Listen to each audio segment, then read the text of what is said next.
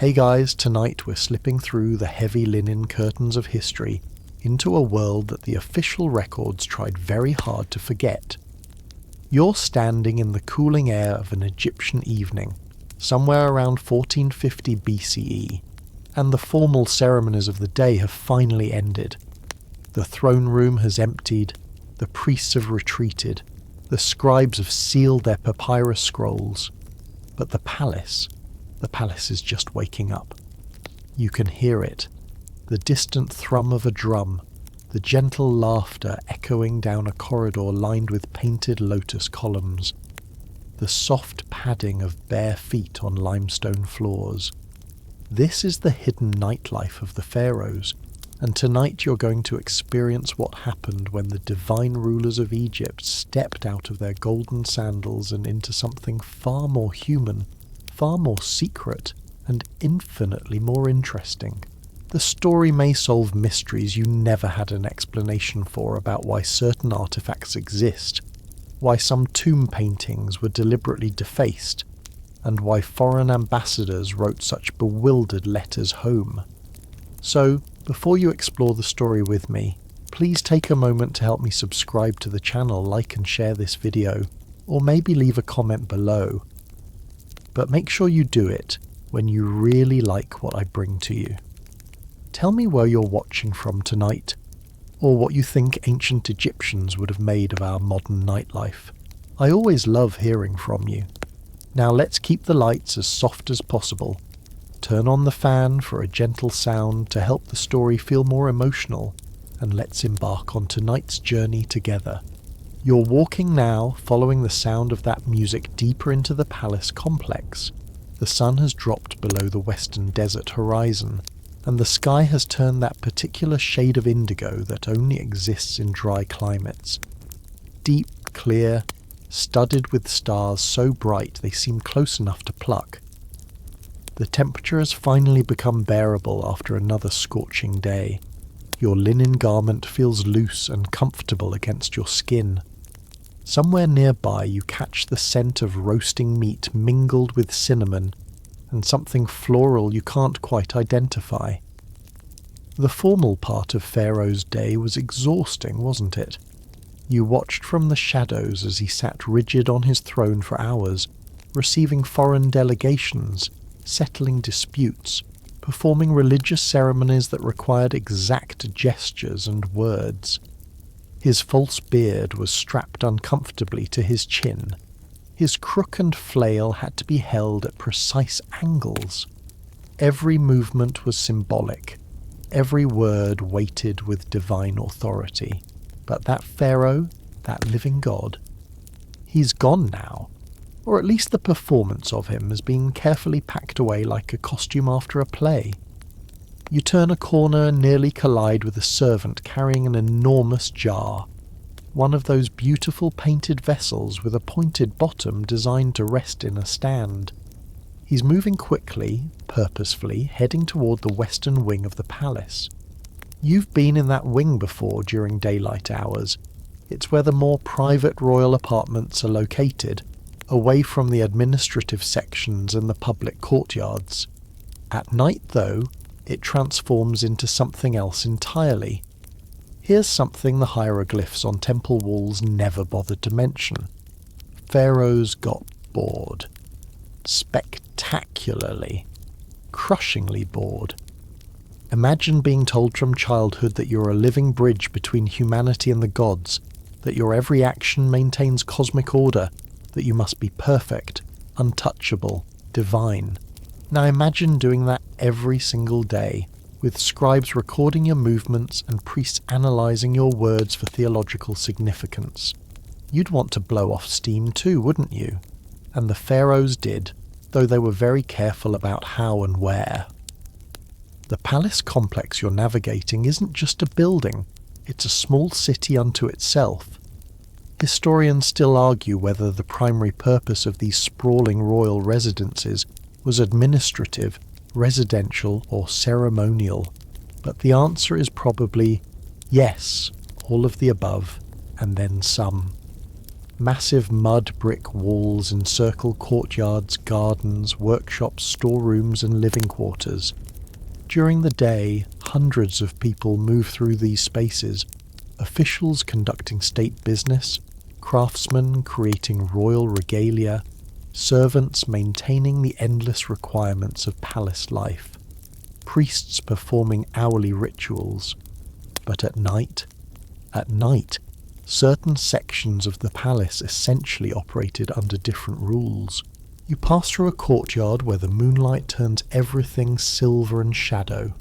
A cat, one of those sleek Egyptian breeds, watches you from atop a low wall, its eyes reflecting green for just a moment before it loses interest and begins grooming itself. The Egyptians adored cats, of course. They associated them with the goddess Bastet, who, interestingly enough, was the deity of joy, dance, music, and yes, those nighttime festivities we're about to explore. Funny how a goddess could embody both protective ferocity and hedonistic celebration. The Egyptians understood that these things weren't contradictions, they were complementary. The music is getting louder now. You can distinguish individual instruments. The rhythmic shake of a sistrum, those metal rattles that create a sound like rain on leaves, the deeper resonance of a drum, and threading through it all, the sweet, slightly melancholy voice of a flute. It's not the formal temple music you heard earlier during the sun god's evening ritual. This is looser, more improvisational, with a beat that makes your feet want to move in time. You're approaching a section of the palace that most visitors never see, or at least most visitors who end up in the official record. The walls here are painted with scenes that are just a touch more intimate than the propaganda images in public spaces. Instead of pharaohs smiting enemies or presenting offerings to towering gods, you see smaller, softer images. People at banquets, musicians playing, couples in close conversation. These paintings tell you something important. This was a space where the ruler could be something approaching human. A servant emerges from a doorway ahead, and in the brief moment before the curtain falls back into place, you glimpse what's inside.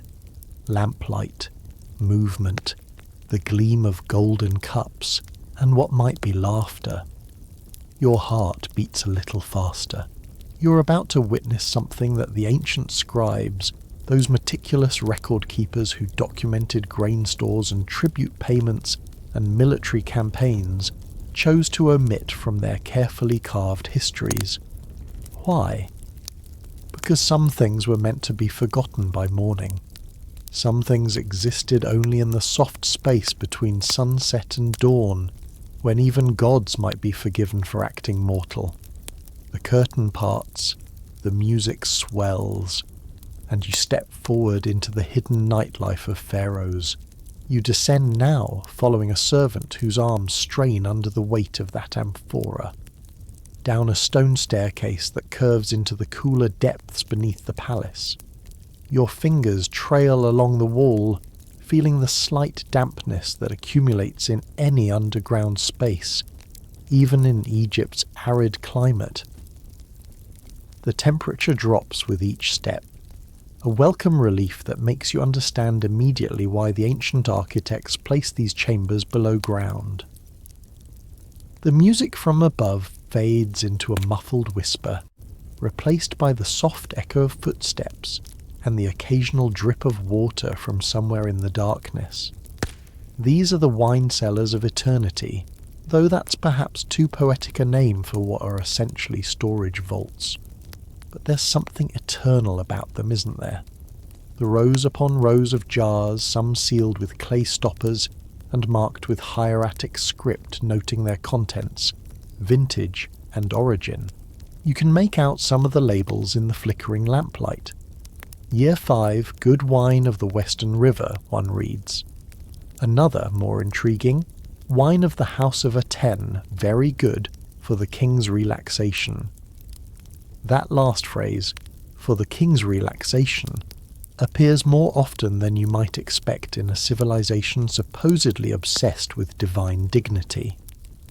The Egyptians were spectacular winemakers, a fact that often surprises people who associate ancient Egypt primarily with beer.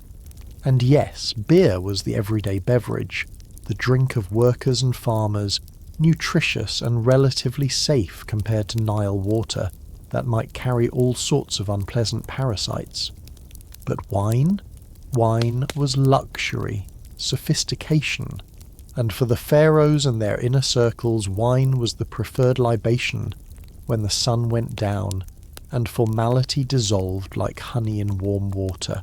You watch as the servant sets down his burden and begins selecting specific jars with the practiced eye of someone who knows exactly what's been requested. Not just any wine will do tonight. There's a hierarchy even here in the cellars. Some of these jars contain wine imported from the Levant, from the terraced vineyards of Syria and Lebanon, where grapes grew fat on hillsides that caught morning sun. The ancient Egyptians particularly prized wines from a region called Jahi, which produced vintages so renowned that they were mentioned in diplomatic correspondence. Imagine pharaohs negotiating trade agreements partially motivated by the desire for better wine. It makes them feel more human, doesn't it? But here's where things get interesting, where ritual and revelry begin their eternal dance. Wine wasn't just for getting pleasantly buzzed while musicians played, though it was certainly for that too. Wine was deeply embedded in Egyptian religious practice. The goddess Hathor, one of the most important deities in the pantheon, was associated with wine, among other things. Hathor was complex, goddess of love, beauty, music, dance, fertility, and drunkenness. Yes, drunkenness. The Egyptians had a goddess specifically associated with getting drunk, and they celebrated an annual festival called the Festival of Drunkenness in her honour. Historians still argue whether these religious festivals were genuinely spiritual experiences or convenient theological justifications for organised intoxication. But why not both? The Egyptians didn't see the sharp divide between sacred and profane that later cultures would impose. Getting drunk in honour of Hathor wasn't sacrilege, it was worship. The myth went that Hathor once transformed into the violent lioness goddess Sekhmet and nearly destroyed humanity, but was tricked into drinking red beer that looked like blood. She became so intoxicated that she calmed down and transformed back into gentle Hathor. Therefore, getting drunk was recreating a mythological event that saved the world. Try using that logic at your next party. The servant is loading several jars onto a wooden cart now, and you notice something peculiar about one of them. Its seal has been broken and resealed clumsily, as if someone sampled the contents and tried to hide the evidence. You catch the servant's eye, and he gives you the smallest conspiratorial smile. Even in Pharaoh's palace, some things are universal. The kitchen staff will taste the good stuff when no one's watching.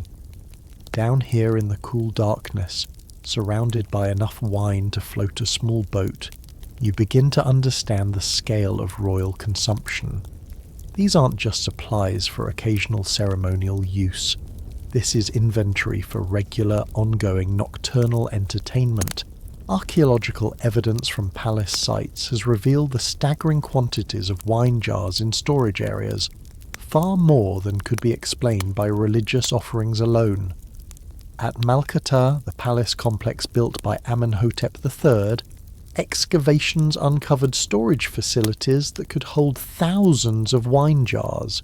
Thousands! That's not a temple. That's a serious party infrastructure. You notice other substances stored down here too, in smaller, more carefully guarded alcoves.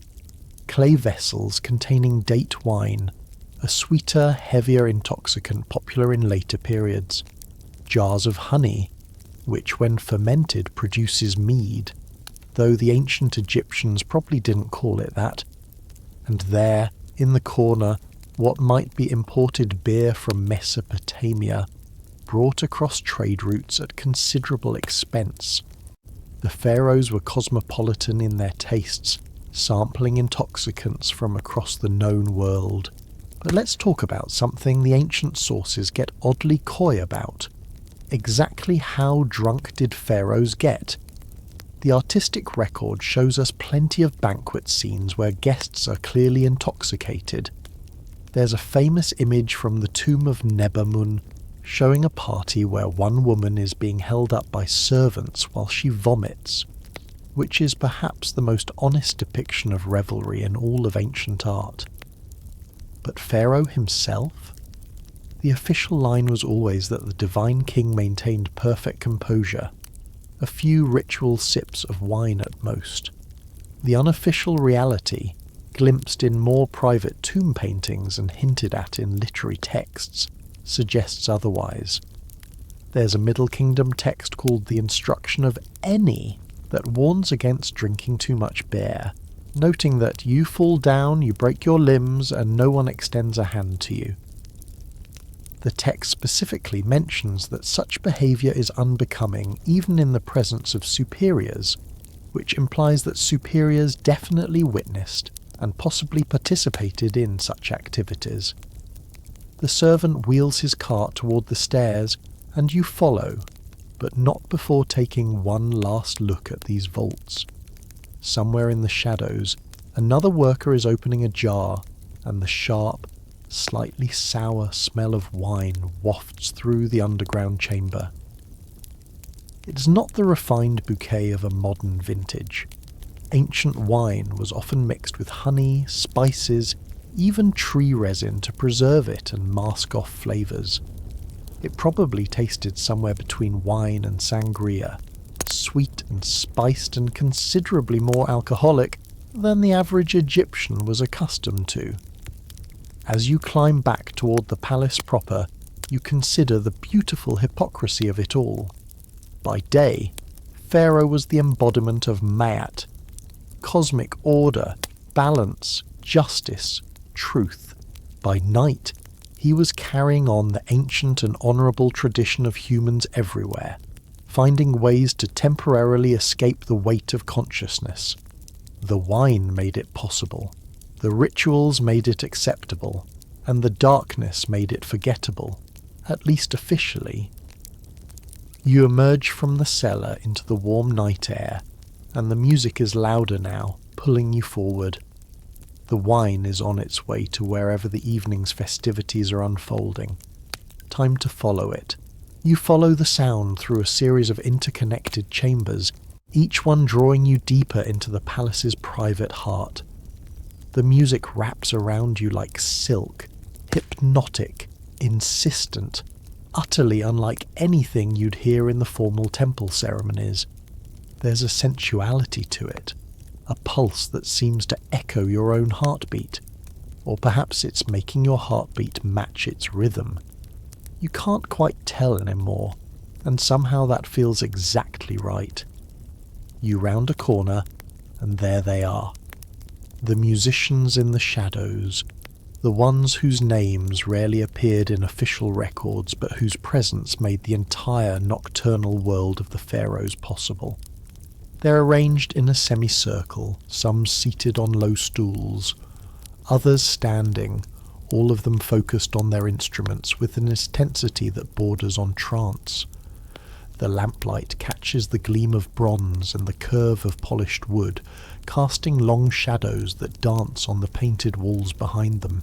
The sistrum player is closest to you, a woman whose arms move in steady rhythm, shaking the metal rattle so that the small rings slide along the rods with that distinctive shimmering sound. You've heard sistrums in temple ceremonies, of course, where they're used to appease Hathor and drive away evil spirits. But this isn't that careful, measured temple shake. This is looser, more playful, with little improvisational flourishes that make the sound cascade and ripple. She catches your eye for just a moment, and there's something knowing in her expression, something that suggests she's perfectly aware of the power she wields through that instrument. Next to her, a man coaxes impossible sweetness from a long wooden flute, his fingers flying over the holes to create a melody that weaves between melancholy and joy. The ancient Egyptians loved wind instruments, flutes, double clarinets, trumpets, and they had developed a sophisticated understanding of breath control and finger technique.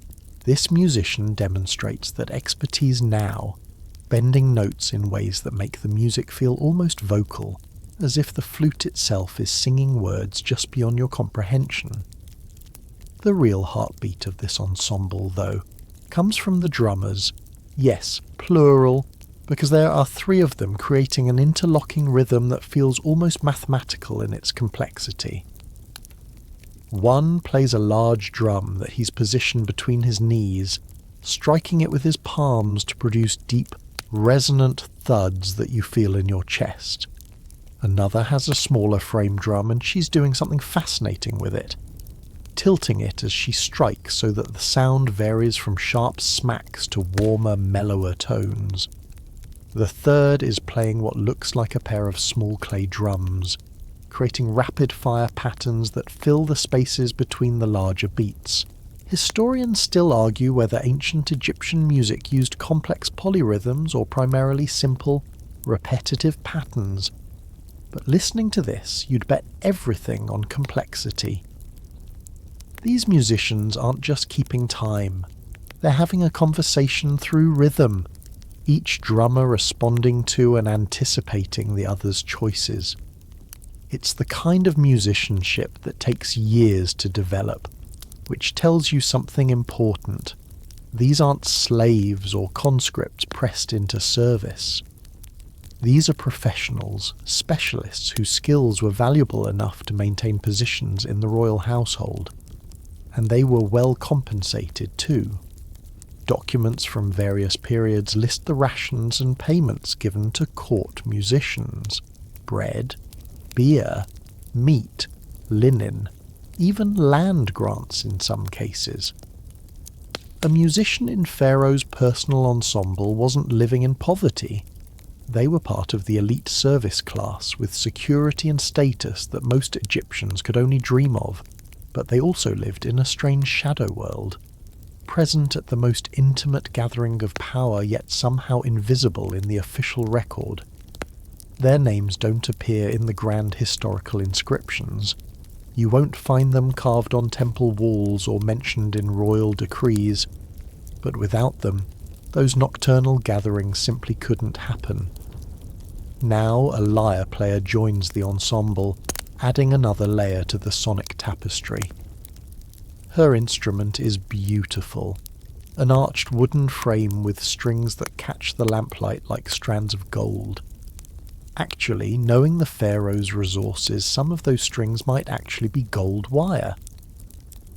She plucks out a melodic line that dances above the drums and winds between the flute's melody, occasionally harmonizing, occasionally providing gentle counterpoint.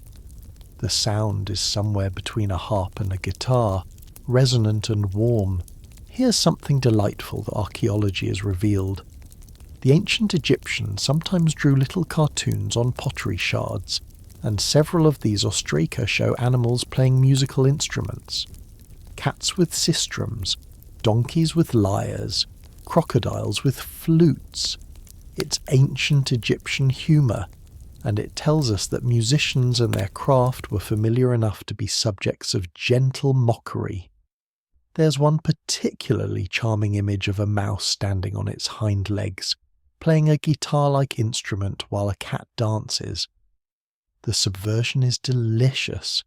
Predator and prey reversing roles through the power of music.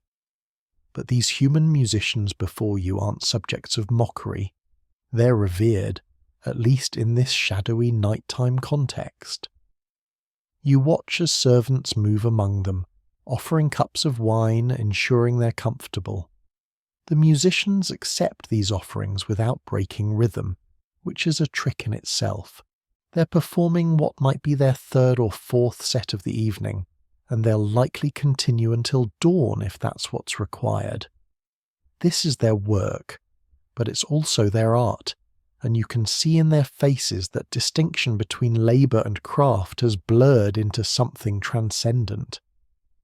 A new musician emerges from the shadows, a man with what looks like a long-necked lute, an instrument that may have been imported from Asia. The Egyptians were enthusiastic adopters of foreign musical technology, always willing to incorporate new sounds into their sonic palette. He begins to play, and the music shifts subtly, taking on a modal quality that sounds almost Middle Eastern to your modern ears. Of course, the whole question of what ancient Egyptian music actually sounded like is one of history's great mysteries. We have the instruments, we have images of people playing them. We even have some theoretical writings about music. What we don't have is the actual sound. No recordings, no detailed notation system that survived. Scholars have attempted reconstructions based on instrument acoustics, comparative studies of other ancient Near Eastern musical traditions, and analysis of Egyptian poetry's rhythmic structures. These recreations suggest music that use scales different from modern Western ones, with quarter tones and intervals that might sound slightly off to untrained contemporary ears.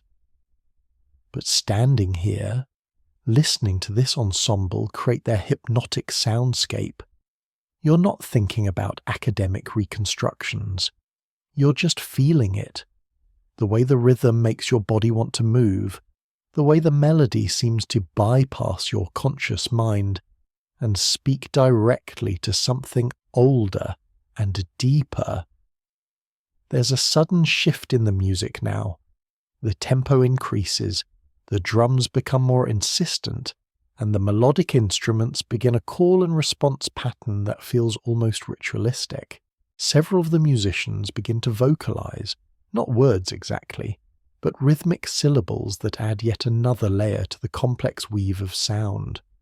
Their voices rise and fall, sometimes in unison, sometimes in harmony, creating a wordless chorus that makes the hair on your arm stand up.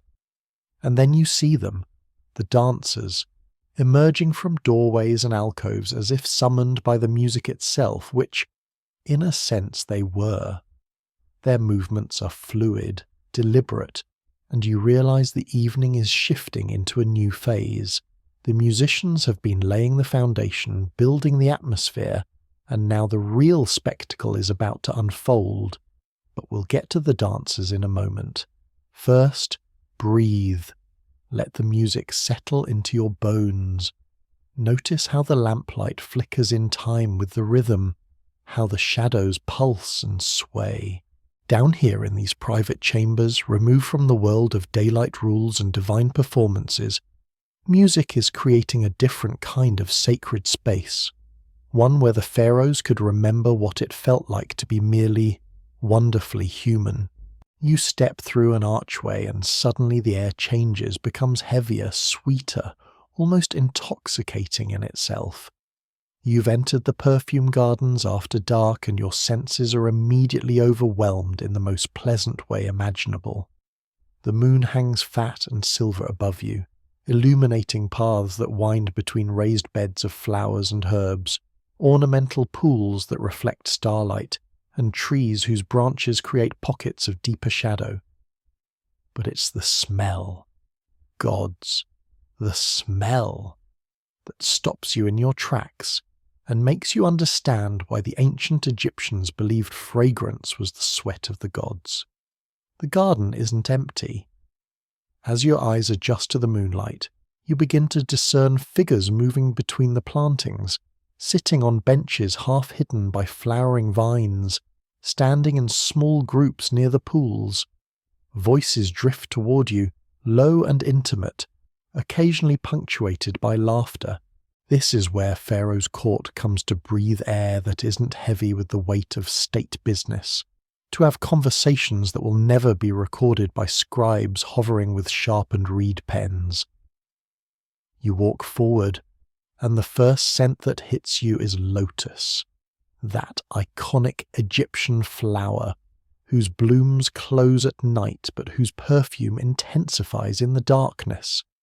The ancient Egyptians were obsessed with lotus, depicting it everywhere from temple columns to wine goblets, and now you understand why. The fragrance is complex, sweet but not cloying, with an almost narcotic quality that makes you want to breathe deeper, slower. There's a reason the blue lotus appears in so many banquet scenes, often held near the noses of guests. It wasn't just decorative, it was an experience. Speaking of which, historians still argue whether the blue lotus was mildly psychoactive or purely fragrant. The plant contains compounds called aporphine and nuciferine, which some modern researchers claim have sedative and euphoric effects.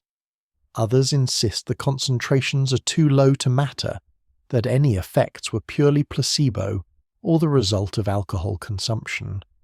But watching the people in this garden, seeing the languid way they move, the dreamy expressions on their faces as they lean close to inhale from lotus blooms held in golden holders, well, you're inclined to think the ancient Egyptians knew exactly what they were doing.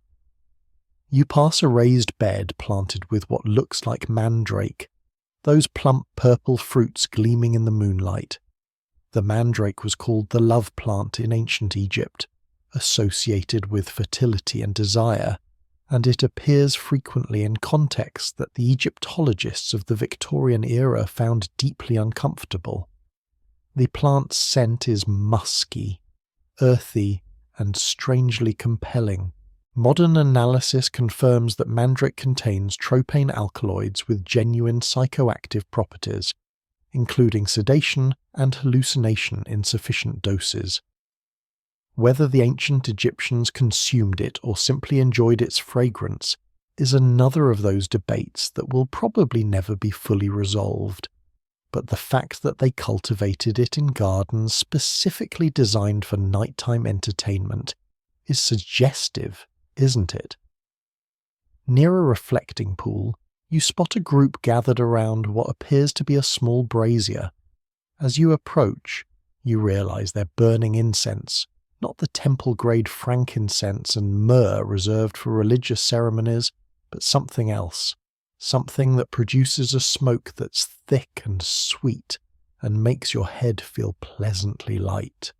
One of the courtiers catches your curious look and gestures you closer with a smile that suggests you're all co-conspirators in something delightfully forbidden.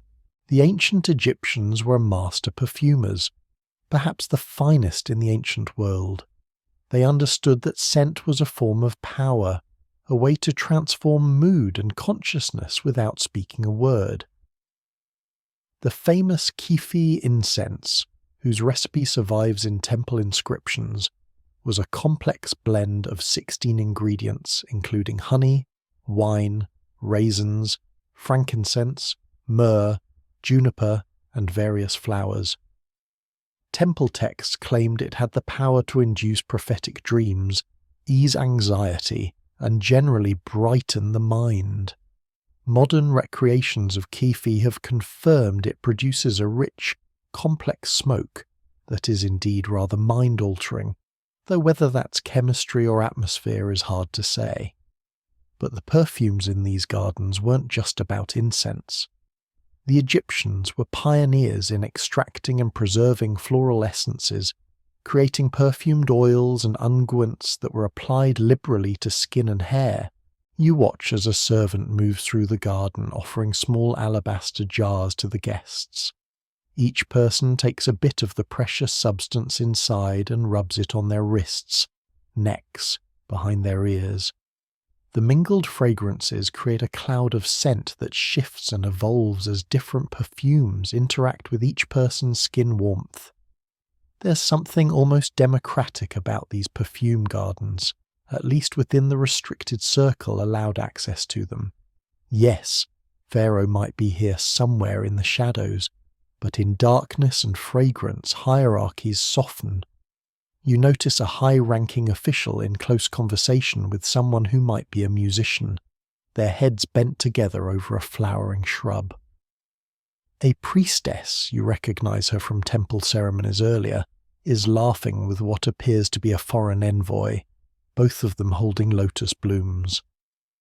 The garden creates a kind of permission, a space where the rigid social structures that govern daylight hours can relax just slightly.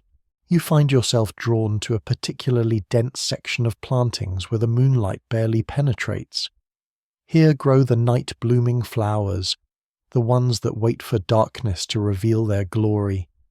Egyptian jasmine, its white flowers pouring out that intensely sweet fragrance that's almost overwhelming.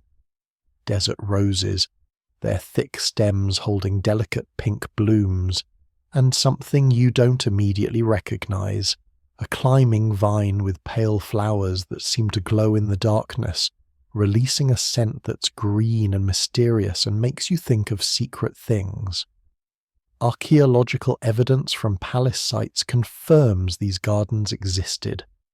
At Amarna, Akhenaten's revolutionary capital, excavations revealed elaborate garden layouts with irrigation systems, raised planting beds, and even analysis of ancient pollen samples that identified specific plant species. The Egyptians didn't just throw some flowers in the ground and call it a garden.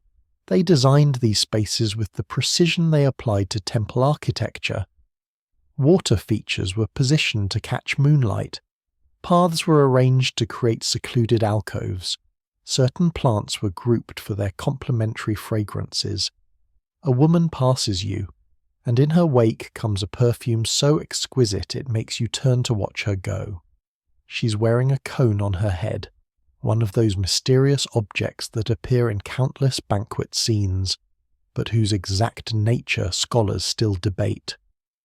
The traditional interpretation is that these cones were made of perfumed fat that melted slowly throughout the evening, releasing fragrance and coating the wearer's hair and shoulders with scented oil. Recent scholarship suggests they might be symbolic rather than literal, artistic conventions rather than actual fashion. But looking at this woman, seeing the way the cone catches the moonlight, and noticing the distinct oily sheen on her elaborately braided wig, you're thinking the traditional interpretation got it right. Here's a quirky detail that tomb paintings reveal. The Egyptians sometimes depicted these perfume cones in impossible colours, bright blue, green, even red. What were the artists trying to convey? Perhaps that the cones contained different coloured perfumed fats. Or maybe the colours were metaphorical, representing different fragrances. It's one of those small mysteries that makes you smile, imagining ancient Egyptian party guests comparing their variously scented head cones, like we might compare designer perfumes.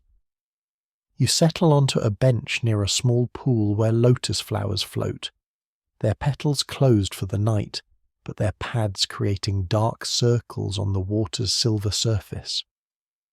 Around you, conversations continue in murmurs, punctuated by soft laughter. The air is so saturated with fragrance that you feel almost drunk on it. Your perceptions softened and strange. Someone is playing a flute nearby, a single instrument now, not the full ensemble from earlier, and its melody drifts through the garden like another scent weaving between the plantings. A servant approaches with the tray, offering you a small cup. You accept, and the liquid inside is cool and slightly thick. Pomegranate juice mixed with honey and something else. Something herbal that tingles on your tongue. The servant smiles and moves on, and you sit there sipping, breathing the perfumed air, listening to the hidden conversations and the distant music, feeling your 20th century mind slowly release its grip on linear time and rigid categories of behaviour. This is where plots were hatched, you realise, where alliances were formed and broken, where the real business of the kingdom sometimes happened, away from the formal audiences and recorded negotiations. The perfumes made everyone a little more pliant, a little more willing to speak freely. The darkness provided deniability. Conversations held in gardens after midnight could be reinterpreted or denied entirely by morning. And the beauty of it all, the sensory overload of fragrance and moonlight and music, created a kind of altered state where normal rules felt distant and negotiable. The moon shifts position, and a beam of light falls across a particular planting bed, illuminating flowers you hadn't noticed before. They're poppies, not the papery, colourful ones you know from modern gardens, but the specific variety whose seed pods weep a milky latex when scored. You don't need an Egyptology degree to know what that implies. The Egyptians certainly knew about opium. Medical texts mention it, and trace residues have been found in ancient containers. Whether they used it recreationally or reserved it for medicine is yet another scholarly debate, but its presence here in the pharaoh's nocturnal garden feels significant. You breathe deep, letting the perfumed air fill your lungs, and realize you've lost track of time completely. Have you been here minutes or hours? The moon hasn't moved that much, but your sense of duration has become elastic, unreliable, which is exactly the point, isn't it? These gardens exist outside normal time, creating pockets where pharaohs and courtiers could escape the relentless structure of Egyptian life. The rituals, the hierarchies, the endless performance of divinity and power. Here, for a few hours, they could simply be human animals enjoying sensual pleasure, following their noses through the darkness, whispering secrets to each other under fragrant trees, allowing themselves to forget that tomorrow the sun would rise and the performance would begin again. You hear them before you see them. The soft rhythmic sound of bare feet striking stone, the whisper of linen moving against skin, the occasional tinkle of jewellery keeping time with the music. You emerge from the perfumed garden into a wide colonnade where moonlight streams between massive painted pillars, creating alternating bands of silver light and deep shadow, and there, moving through those bands like figures from a dream, are the dancers. They're performing under the colonnade now, their movements fluid and precise, their bodies telling stories that the hieroglyphs on the walls nearby could never capture. You lean against one of the cool stone pillars and watch, mesmerized by the way they seem to flow rather than step, the way their arms create shapes in the air that feel significant even though you can't quite decode their meaning. This isn't the rigid ceremonial movement you witnessed earlier during temple rituals. This is something older, wilder, more honest. The lead dancer is a woman whose body moves with such control that it borders on the supernatural. She's wearing a sheer linen dress that's basically transparent in the moonlight, which was exactly the point. The ancient Egyptians had complex attitudes toward nudity and sexuality that don't map neatly onto modern sensibilities. In certain contexts, near nakedness or complete nakedness was perfectly acceptable, even expected. Dancers, acrobats, and entertainers often performed with minimal clothing, and this wasn't considered scandalous. It was appreciated as artistry, the human form in motion celebrated as a kind of living sculpture. She spins, and her long wig, one of those elaborate constructions made from human hair, probably imported at great expense, swirls around her like dark water. Small golden discs have been worked into the braids, catching the light with each movement. Her arms extend, and you notice the tattoos on her inner wrists and forearms, geometric patterns and small images that might be protective symbols or simply decoration. Several female mummies have been found with similar tattoos, often in patterns that suggest they identified the bearer as a musician, dancer, or priestess of Hathor. The lines between religious functionary and entertainer were blurrier than you might expect. The other dancers move in formation behind her, creating shapes that shift and reform. A line becomes a circle, becomes a diagonal slash across the colonnade floor. There are both men and women dancing, though their styles differ. The women tend toward movements that emphasize flexibility and grace, with lots of back bends, arm undulations, and steps that seem to defy normal human joint limitations. The men's movements are more grounded, more about strength and precision, with occasional acrobatic flourishes, handsprings, cartwheels, moves that make the watching courtiers gasp and applaud.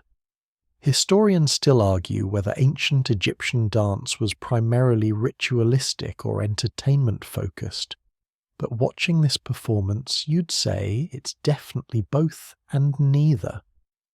These dancers are telling stories with their bodies. You can sense narrative in their movements even if you can't fully understand it.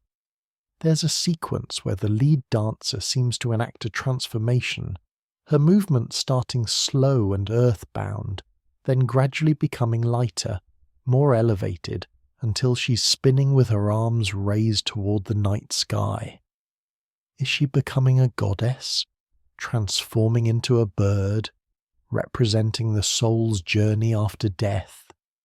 The ambiguity is the point, you realize. The movements work on multiple levels simultaneously. The musicians have adjusted their playing to match the dancers' needs. The drums are more complex now, providing intricate rhythms that the dancers accent with hip movements and foot stomps. The lyre player is improvising a melody that seems to anticipate each shift in choreography. Or perhaps the choreography is following her lead. Chicken and egg, call and response. The eternal collaboration between music and movement. You notice something fascinating. The dancers are sweating. In the cool night air, exertion has created a sheen on their skin that catches the moonlight, making them seem to glow. And here's where things get slightly scandalous by our standards, but were apparently perfectly acceptable to the ancient Egyptians. Servants are moving among the dancers during brief pauses, offering not just water and wine, but rubbing their shoulders with scented oils, adjusting their costumes, even wiping away sweat with linen cloths. It's intimate, caring, and speaks to the value placed on these performers. They're being maintained like precious instruments, because that's essentially what they are. Some tomb paintings from the New Kingdom show banquet scenes where dancers perform in front of seated guests, and occasionally these paintings include details the Victorian Egyptologists found deeply troubling. Dancers in positions that seemed overtly sexual, male and female performers in close physical contact, movements that, well, left little to the imagination regarding what they were mimicking. These images were sometimes literally scratched out or plastered over in museum collections because 19th century scholars couldn't reconcile them with their image of ancient Egypt as a solemn spiritual civilization. But watching these dances now, you understand that the Egyptians saw no contradiction between spirituality and sexuality, between religious devotion and physical pleasure. Hathor was the goddess of love and sexual joy as well as music and dance. Fertility was sacred. The human body in motion was worth celebrating, not hiding. These dancers weren't doing anything shameful. They were honoring the life force itself, the creative energy that the Egyptians believed kept the universe functioning. A male dancer breaks from the formation to perform a solo, and his movements are extraordinarily athletic. He drops into a deep squat, balances on one leg while extending the other parallel to the ground, then springs up and executes a leap that carries him halfway across the colonnade. His landing is silent, controlled, and he immediately flows into a series of spins that make his short kilt flare out like a fan. The watching courtiers make appreciative sounds and someone tosses a small bag, probably containing coins or a piece of jewellery, that lands at his feet. He acknowledges the gift with a brief bow without breaking his movement, a professional accepting earned appreciation. Here's a quirky detail from the archaeological record. Several tombs contain small wooden or ivory clappers shaped like hands, and evidence suggests these were used as percussion instruments during dances. Imagine the sound. Dancers performing while guests clapped out rhythms with these artificial hands, creating a multi-layered soundscape of music, movement, and audience participation. It transforms the whole experience from passive viewing to communal creation. The female lead dancer begins a new sequence, and this one is clearly narrative. She's moving in a way that suggests seduction, but not crude or obvious. It's subtle, sophisticated, all in the angle of her head, the way her fingers trail across her own collarbone, the slight sway of her hips that's barely perceptible, but somehow mesmerizing. She's approaching someone, you realize, someone sitting in the shadows at the far end of the colonnade. You can't quite make out who it is, but the posture suggests importance, authority, perhaps even Pharaoh himself. The dancer circles this seated figure, never quite touching but coming close enough that you can feel the tension even from where you stand. Her movements become a conversation, a question posed through her body that asks for some kind of response. The figure remains still, but you sense attention, focus, perhaps even desire, though it's wrapped in the dignity that power demands. This is a dance in more ways than one. Performer and patron, negotiating something that exists in the space between art and attraction, appreciation and appetite. Then the moment breaks. The dancer spins away, rejoining the group, and the choreography shifts into something faster, more joyous, almost playful. The dancers are smiling now, some of them laughing as they execute intricate steps that weave them in and out of formation. This section feels like pure celebration, movement for the sheer pleasure of moving, bodies exulting in their own capabilities. You remember something you read in an ancient text once, a love poem from the New Kingdom where the narrator compares their beloved's movements to those of a dancer, describing how her arms are filled with branches of persea, her head is weighed down with hair ointment, and she resembles the Lady of the Two Lands when she dances and traverses the earth. The comparison of a lover to a professional dancer wasn't insulting. It was the highest compliment, suggesting grace, beauty, and skill worth immortalizing in poetry. The dance is building towards some kind of climax now. The music has accelerated, the drums driving a rhythm that feels almost frantic. The dancers are moving faster, their formations more complex, their movements more daring. One woman executes a backbend so extreme that her hands touch the ground behind her, while her hips thrust toward the sky, a position that's equal parts acrobatic feat and suggestive gesture. The watching crowd is fully engaged now, clapping, calling encouragement, occasionally tossing more gifts that glitter as they arc through the moonlight, and then, with perfect timing, the music stops. The dancers freeze in their final positions, bodies extended in dramatic poses that showcase every muscle, every curve, every line. For a moment there's complete silence, just the sound of their breathing and the distant whisper of the Nile beyond the palace walls. Then the applause erupts, genuine and enthusiastic, and the dancers break their poses to bow, their faces flushed with exertion and triumph.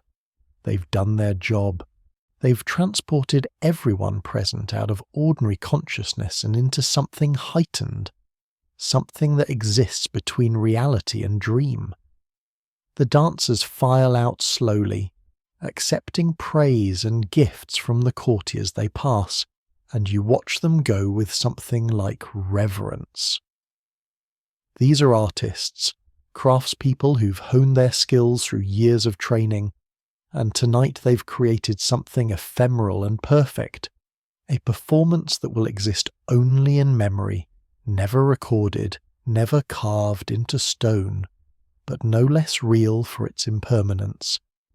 The colonnade feels different now, charged with the energy the dancers left behind. People are standing, stretching, moving toward other sections of the palace where the night's entertainments continue. You push off from your pillar and follow, still feeling the echo of that rhythm in your bones, still seeing the afterimage of bodies in motion against moonlit stone. Do you remember how the evening started with its formal rigidity and divine performances? That feels like years ago now. The night has opened like a flower, revealing layers you never suspected, and you're not even halfway through yet. You follow the dispersing crowd through another set of corridors, and the atmosphere shifts again. The music has faded to a distant murmur, replaced by the sounds of conversation, laughter, and the clatter of dishes and cups. You can smell roasting meat now, rich and savoury, mingled with the sweet scent of baked goods and something spicy that makes your mouth water. You're approaching the banquet chambers, those spaces where the real indulgence happens, where pharaohs and their favoured courtiers consume feasts that would make the average Egyptian farmer weep at the sheer abundance. The chamber you enter is relatively intimate, not one of those massive state dining halls where official banquets are held with hundreds of guests arranged by strict hierarchy. This is smaller, more private, lit by dozens of oil lamps that create a warm golden glow. Low tables are arranged in a rough circle, and around them people recline on cushions and low couches, already eating, drinking, talking in that animated way that suggests they're several cups of wine past formal courtesy. You find a spot near one of the tables and settle onto a cushion that's surprisingly comfortable, stuffed with something soft and covered in fine linen. A servant appears immediately, offering you a damp cloth to wipe your hands and face, a practical necessity in a climate where dust and sweat accumulate constantly. The cloth is scented with something floral, and the water is blissfully cool. Once you're cleaned up, the servant gestures toward the table, inviting you to help yourself. The array of food is staggering. There's roasted duck, the skin crispy and glistening with fat. Whole fish that have been grilled with herbs you can't identify, but that smell incredible. Beef ribs, rare in ancient Egypt where cattle were valuable and not commonly slaughtered for food. Their presence here signals serious wealth and status. There are vegetables too, though they're clearly secondary to the meat. Onions, leeks, lettuce, cucumbers, bowls of dates, figs, and grapes. Fresh bread still warm from the ovens, both the common barley bread and the prestigious white bread made from wheat flour. And the delicacies. Oh, the delicacies. There's a platter of what looks like roasted dormice, a delicacy that wealthy Romans would later adopt, but that the Egyptians enjoyed centuries earlier. Small birds, quail, perhaps, that have been cooked whole and glazed with honey. A dish of what might be locusts, fried crispy and salted. The Egyptians were adventurous eaters, willing to try almost anything, and their wealthy classes had access to foods from across their empire and beyond. You reach for some of the duck, tearing off a piece with your fingers. Forks won't be invented for millennia, and the meat is perfectly cooked, juicy and rich. There's sauce served alongside it, something sweet and tangy that might contain dates and vinegar. You dip the meat and taste, and it's extraordinary, complex in a way that surprises you. These aren't primitive cooks throwing ingredients together randomly. This is sophisticated cuisine, the product of culinary traditions refined over thousands of years. The guest reclining next to you, a man whose elaborate wig and gold jewellery mark him as someone important, raises his cup toward you in greeting. You mirror the gesture, and he drinks deeply before setting the cup down and reaching for more food. He's eating with the focused enthusiasm of someone who knows this is a rare opportunity to indulge, and he's not going to waste it. You notice that his cup is being refilled constantly by an attentive servant, and you realize yours has been topped up too without you noticing. The wine service here is relentless, designed to keep everyone in that pleasant state of mild intoxication that loosens tongues and softens inhibitions. Here's something the official records tend to omit. The ancient Egyptians could be gluttons. The stereotype of ancient peoples as naturally abstemious, eating simple food in small quantities, just doesn't hold up when you look at the evidence from elite contexts. Tomb paintings show banquet guests being literally held up by servants because they've eaten and drunk too much. There are images of people vomiting at parties, not hidden shamefully, but depicted matter-of-factly as just another aspect of a successful feast. The message seems to be, if you didn't overindulge, were you even trying? Medical texts from ancient Egypt warn about the dangers of overeating, which tells you it was common enough to be a problem. The Edwin Smith Papyrus, mostly focused on surgery and trauma, still finds time to discuss digestive issues related to excessive consumption. The Ebers Papyrus has remedies for indigestion, bloating, and what they charmingly call heaviness of the belly. These weren't moral judgments. The Egyptians didn't have the same puritanical attitudes toward appetite that would develop in later cultures. These were practical medical concerns about what happens when you regularly feast like there's no tomorrow. Across the circle from you, a woman is holding court, telling some story that has her immediate audience laughing. She's animated, using her hands to illustrate points, occasionally pausing to sip her wine or pop a grape into her mouth. Her wig has been pushed back slightly. These things got hot and itchy after hours of wear, and you can see her own hair underneath, cropped short for comfort.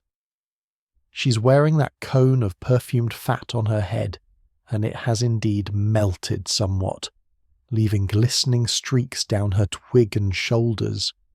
Nobody seems to find this gross. It's the expected result, part of the whole experience.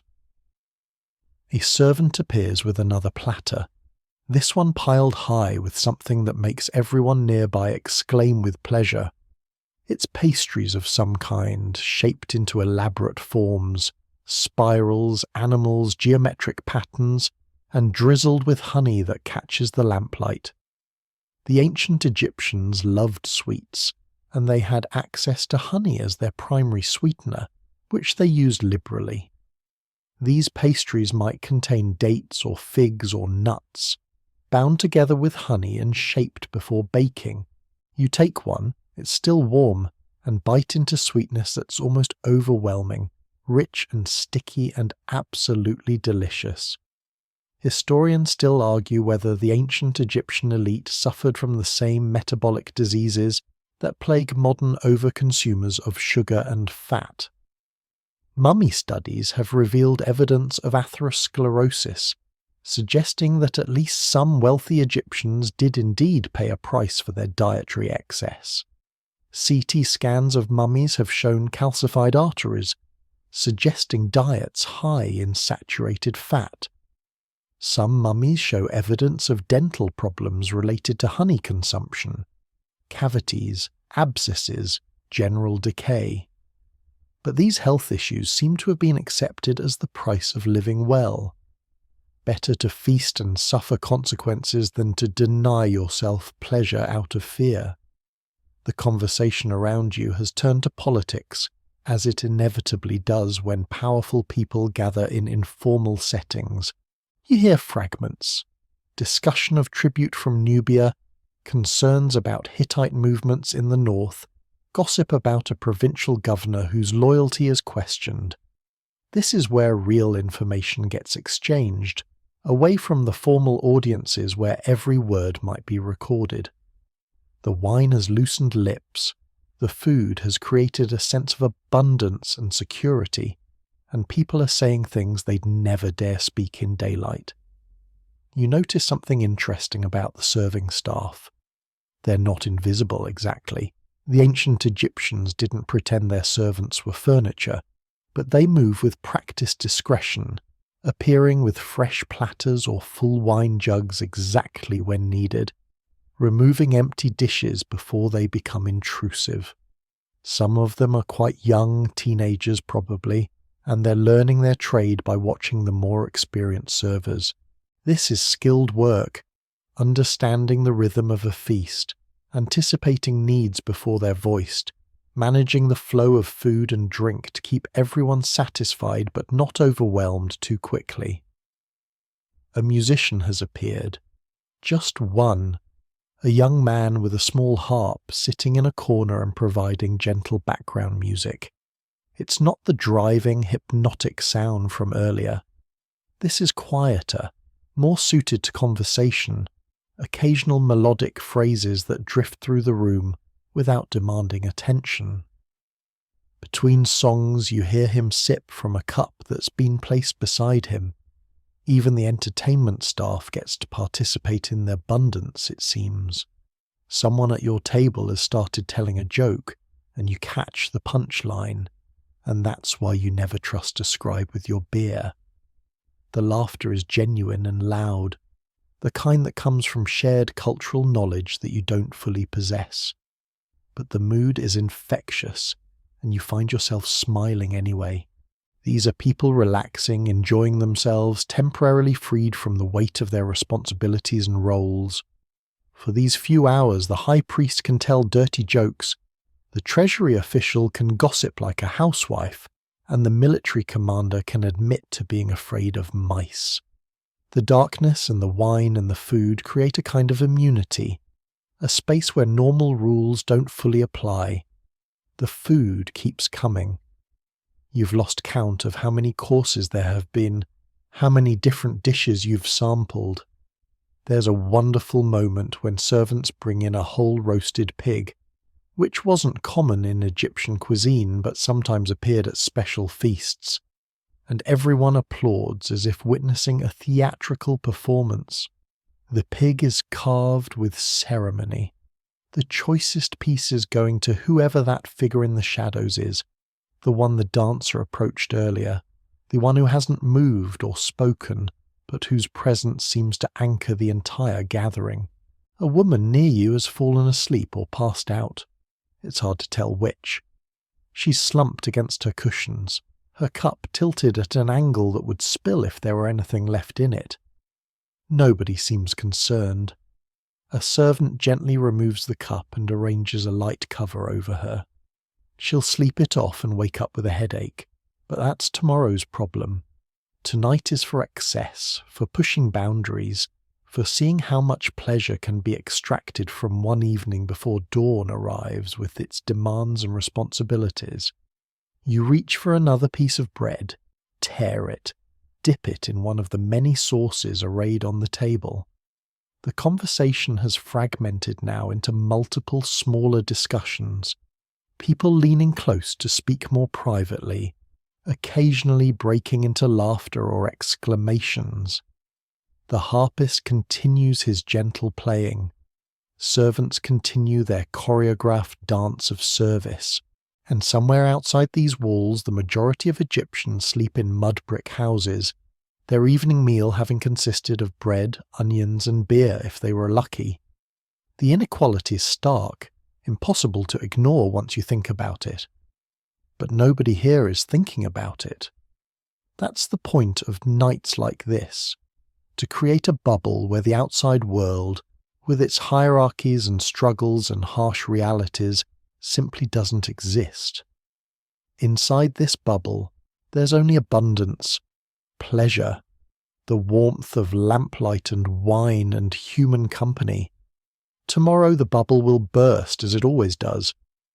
But that's hours away yet, and there are still more courses to come, More wine to drink, more stories to tell and hear. The feast continues, endless as the Nile, rich as the Delta mud, and just as essential to Egyptian life as the floods that made their civilization possible. You rise from the banquet feeling pleasantly heavy with food and wine, and follow a small group through yet another passage. The palace seems endless, a maze of interconnected chambers and corridors that shift purpose depending on the hour. You're being led deeper into the private quarters now, past guards who nod acknowledgement but don't stop anyone, into sections where even the painted walls seem more intimate, less formal. The images here show domestic scenes, gardens, pets, couples in close conversation, the kind of art meant for private viewing, not public display.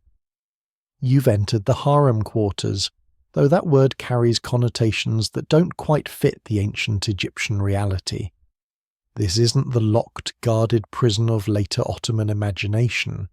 The Egyptian kenem was more complex. Part royal household, part administrative centre, part residence for the pharaoh's extended family, and the women attached to the court through marriage, service, or diplomacy. Women here had varying degrees of autonomy, some wielding considerable political power, others serving more decorative functions, most existing somewhere in between. The space you're in now is surprisingly open and comfortable. There are private chambers opening off a central courtyard, where a fountain plays softly, its sound mixing with voices and laughter drifting from various doorways. The atmosphere is relaxed, almost domestic, though the luxury of the furnishings, the painted furniture, the fine linen curtains, the gold and faience jewellery visible on the women moving about, reminds you this is far from an ordinary household. A group of women are gathered in one corner of the courtyard, playing what looks like a board game by lamplight. You recognise it as Senet, that ancient Egyptian game whose rules we're still not entirely certain about, despite finding dozens of boards in tombs and temples. They're betting on the game's outcome. Small items of jewellery change hands as pieces move across the snake-patterned board. Their conversation is animated, competitive, and they barely glance up as you pass. These aren't simpering concubines awaiting royal attention. These are women with their own social hierarchy, their own entertainments, their own lives that intersect with Pharaoh's but don't revolve entirely around him. You notice children too, surprisingly. Several young boys and girls, clearly too old for the nursery but not yet old enough for formal education or marriage arrangements. They're being supervised by an older woman who's telling them some story that has them wide-eyed and attentive. In the morning, these children might be royal princes and princesses, future pharaohs and royal wives. But right now, they're just kids staying up past their bedtime, enjoying the special privilege of being allowed into the adult world after dark. Historians still argue about the exact function and organization of the Egyptian royal harem. Some suggest it was primarily a political institution, housing foreign princesses sent as diplomatic gifts, creating alliance networks through marriage. Others emphasize its economic role. The harem had its own administration, its own workshops and land holdings, generating considerable wealth. Still others focus on its domestic aspects, seeing it as essentially an extended royal household where multiple generations of women lived, worked, and wielded influence. The truth, as you're witnessing, probably encompasses all of these. Through one doorway you glimpse women working at looms, creating the fine linen textiles that were among Egypt's most valuable exports. Through another, you hear what sounds like a business discussion, someone calculating accounts, discussing investments in agricultural land. The harem was productive, not just decorative. The women here contributed economically to the royal household, and some of them became wealthy in their own right. But there's entertainment too, plenty of it. You hear music coming from somewhere deeper in the complex, not the formal ensemble from earlier, but something more casual, someone playing a lute, others singing along, voices blending in harmony that's probably slightly off-key from wine consumption, but no less enjoyable for it.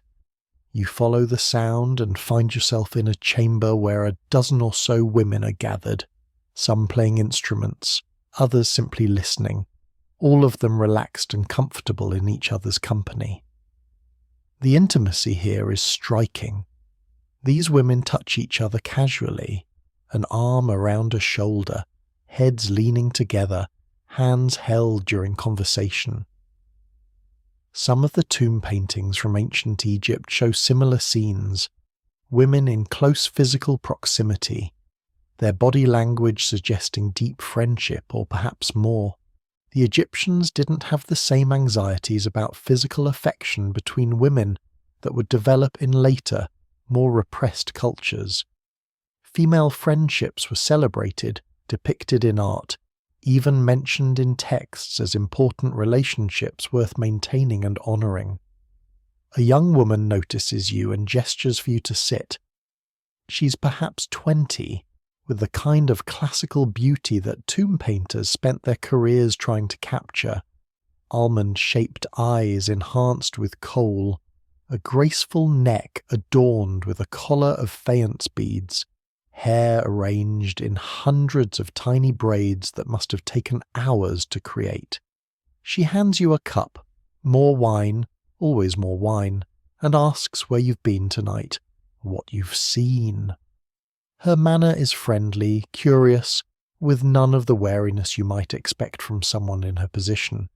She tells you her name is Mutnefert. Though you suspect that's not her birth name, many women in the harem took new names associated with goddesses or positive qualities. She's originally from a noble family in Memphis, sent to court as part of her father's political maneuvering. She's been here 3 years now, and while she's technically one of Pharaoh's wives, he has dozens, she says with a wry smile. He's visited her private chambers perhaps twice. She doesn't seem particularly bothered by this. Her life is here now, with these women, in this community they've created within the larger palace structure. She points out others in the room, giving you their stories in whispers. That older woman with the elaborate wig was a Mitanni princess, sent to Egypt 40 years ago as part of a peace treaty. She's been here so long she barely remembers her homeland, and her children, now adults, hold positions at court.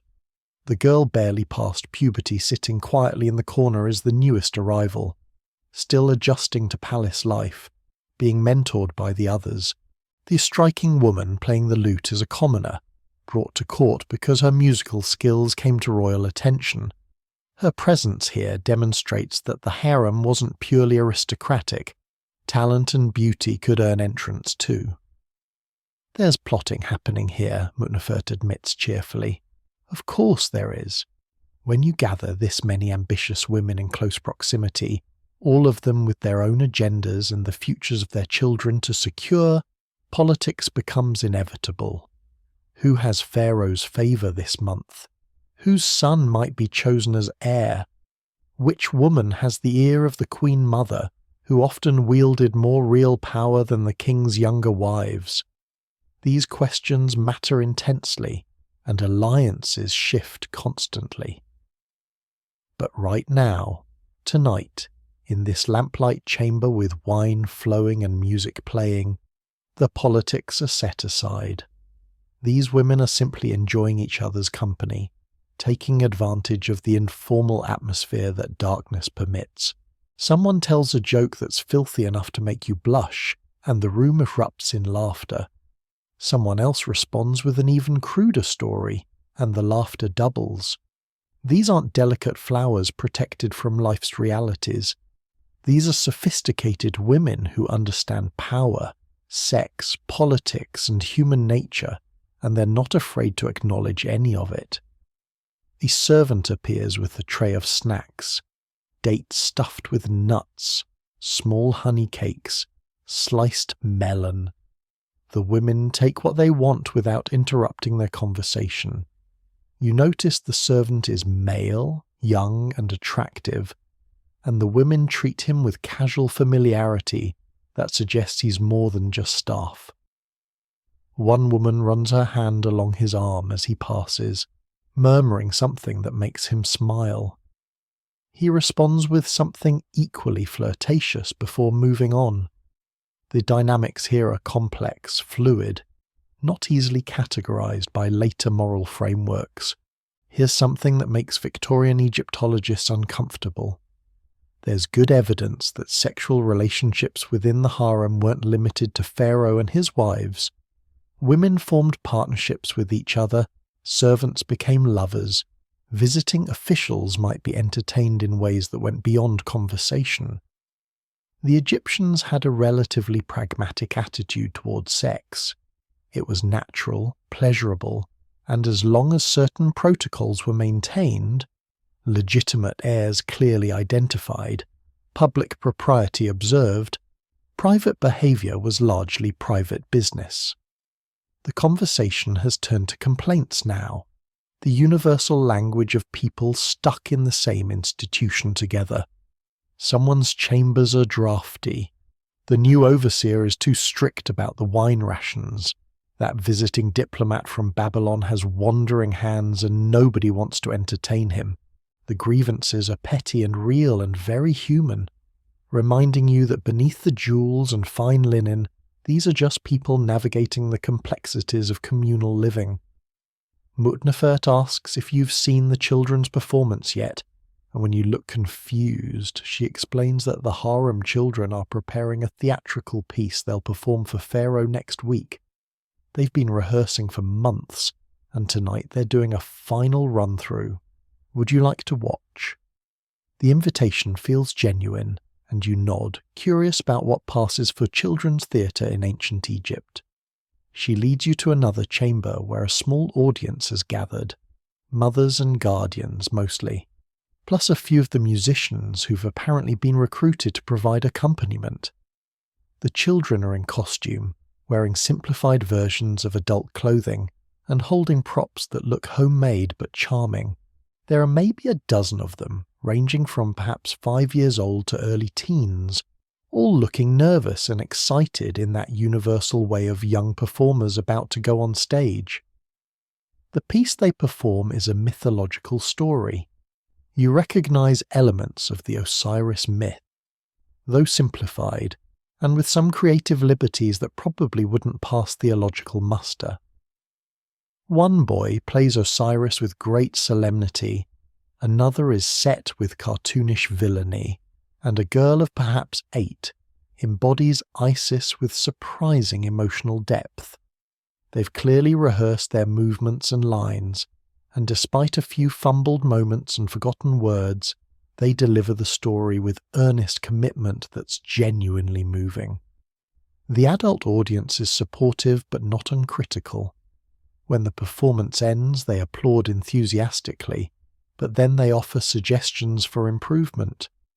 The boy playing Osiris needs to project his voice more. The girl playing Isis should hold her pose longer during the resurrection scene. It's treated seriously, as if they're mentoring future performers, which, given that some of these children might indeed end up in court entertainment roles, perhaps they are. After the performance, the children are given honey cakes and praise, and they cluster together chattering excitedly about how it went, already planning tomorrow's rehearsal. Watching them, you're struck by the normality of it. Children being children regardless of the extraordinary circumstances of their birth and upbringing. That boy who played Set so dramatically is probably a prince, potentially a future pharaoh. That girl who made everyone cry as Isis might become a priestess or a royal wife. But right now, they're just kids proud of performing well and happy to have treats. The evening in the harem continues around you. Conversations, games, music, small dramas and comedies playing out in multiple chambers simultaneously. Mutnefert has been called away by someone needing her attention, and you drift through the spaces observing. You see women doing ordinary things, braiding each other's hair, sharing gossip, arguing about something trivial, consoling a friend who's upset about something you don't catch. You also see extraordinary things. A woman who's clearly pregnant receiving gifts from the others, her child-to-be already the focus of political calculation. An elderly woman who might be a former queen mother holding court like a matriarch. Younger women seeking her advice and blessing. This is the harem's hidden nightlife. Not harems of fantasy with women desperate for male attention, but a complex female community with its own rules, hierarchies, entertainments, and purposes. These women wield power, subtle and overt. They raise future pharaohs, manage economic enterprises, maintain diplomatic relationships with foreign courts, create art and music, form alliances, and occasionally plot coups. They're not victims or ornaments. They're players in the great game of Egyptian politics and culture, and the night gives them space to be fully themselves. Ambitious, petty, generous, cruel, loving, strategic, all at once, all human. The fountain in the courtyard continues its soft music. Children's laughter echoes from somewhere. A woman's voice rises in song, joined by others in harmony. And somewhere in these chambers, Pharaoh might or might not appear tonight, might or might not exercise his theoretical rights over these women. But honestly, his presence seems almost beside the point. The harem has its own life, its own momentum, and it rolls on regardless of whether the king shows up or not. You leave the harem quarters following the sound of dice rattling against a wooden surface, mixed with exclamations of triumph and groans of defeat. The night has taken on a different energy now, less about sensory indulgence, more about competition and chance. You emerge into a chamber where the air is thick with concentration, and something that feels almost dangerous, that particular tension that gambling creates when the stakes matter enough to hurt. The room is arranged around several low tables where games are in progress. The lighting is brighter here than in other areas you've visited. Gambling requires clear sight, no shadows that might hide a manipulated roll or a switched piece. Men and women are gathered around the tables, some playing, others watching with the intensity of people who have money riding on outcomes. A servant moves between the tables with a tray of cups, but you notice people are drinking less here, staying sharp, staying focused. You approach the nearest table where Senet is being played, but this isn't the casual version you saw the harem women enjoying. These players are serious, their movements deliberate, their expressions giving nothing away. The board between them is beautiful, carved from ivory and ebony, the squares inlaid with precious materials that glitter in the lamplight. Beside each player sits a pile of items representing their wagers: rings, small ingots of copper, pieces of fine linen still in their sealed bundles, even what looks like a deed to agricultural land written on papyrus. The ancient Egyptians loved games, and they loved gambling on those games even more. Senet was the most popular. Boards have been found in tombs from the earliest dynasties through the Ptolemaic period, suggesting it remained beloved for literally thousands of years. The game had both casual and profound meanings. In its simplest form, it was just an entertaining race game, but it was also associated with the journey through the afterlife, with the squares representing various challenges and blessings the deceased soul would encounter. Playing Senet could be both recreation and religious meditation, depending on context and intent. Historians still argue whether Senet was purely chance-based or involved significant strategy. The throwing sticks used instead of dice, flat on one side, rounded on the other, produce probabilities different from modern dice. Some scholars insist the game was mostly luck, with minor strategic elements. Others have reconstructed rule sets suggesting considerable strategic depth, comparing it to backgammon. Watching these players, seeing the calculation in their eyes as they consider each move, you'd bet on strategy being important. Nobody stakes land deeds on pure chance. At the next table, a different game is in progress, one you don't immediately recognize. The board is simpler than Senet, consisting of a grid of holes, and the players are moving small coloured stones from hole to hole in patterns you can't quite follow. One player makes a move and sits back with evident satisfaction. His opponent stares at the board for a long moment, then pushes several items from his pile toward the winner with a rueful laugh. Game over, apparently, and decisively lost. The winner, a man whose jewellery marks him as wealthy merchant class, gathers his winnings with practised ease. He's clearly won before, probably wins regularly. Professional gambler, you wonder, or just exceptionally skilled? In ancient Egypt, the line between the two was probably blurry. Gambling wasn't technically illegal, but it occupied a morally ambiguous space. No laws explicitly forbade it, but wisdom literature occasionally warned against it as a path to ruin, and officials who gambled away state property could face serious consequences. Someone taps your shoulder, a woman with an expression that suggests she's sizing you up for something. She gestures toward an empty cushion at another table, where a game is apparently about to start. You're being invited to play, and declining would be insulting. You settle into the offered spot and pieces are distributed. Small clay tokens, nothing too valuable, appropriate for someone whose status is uncertain.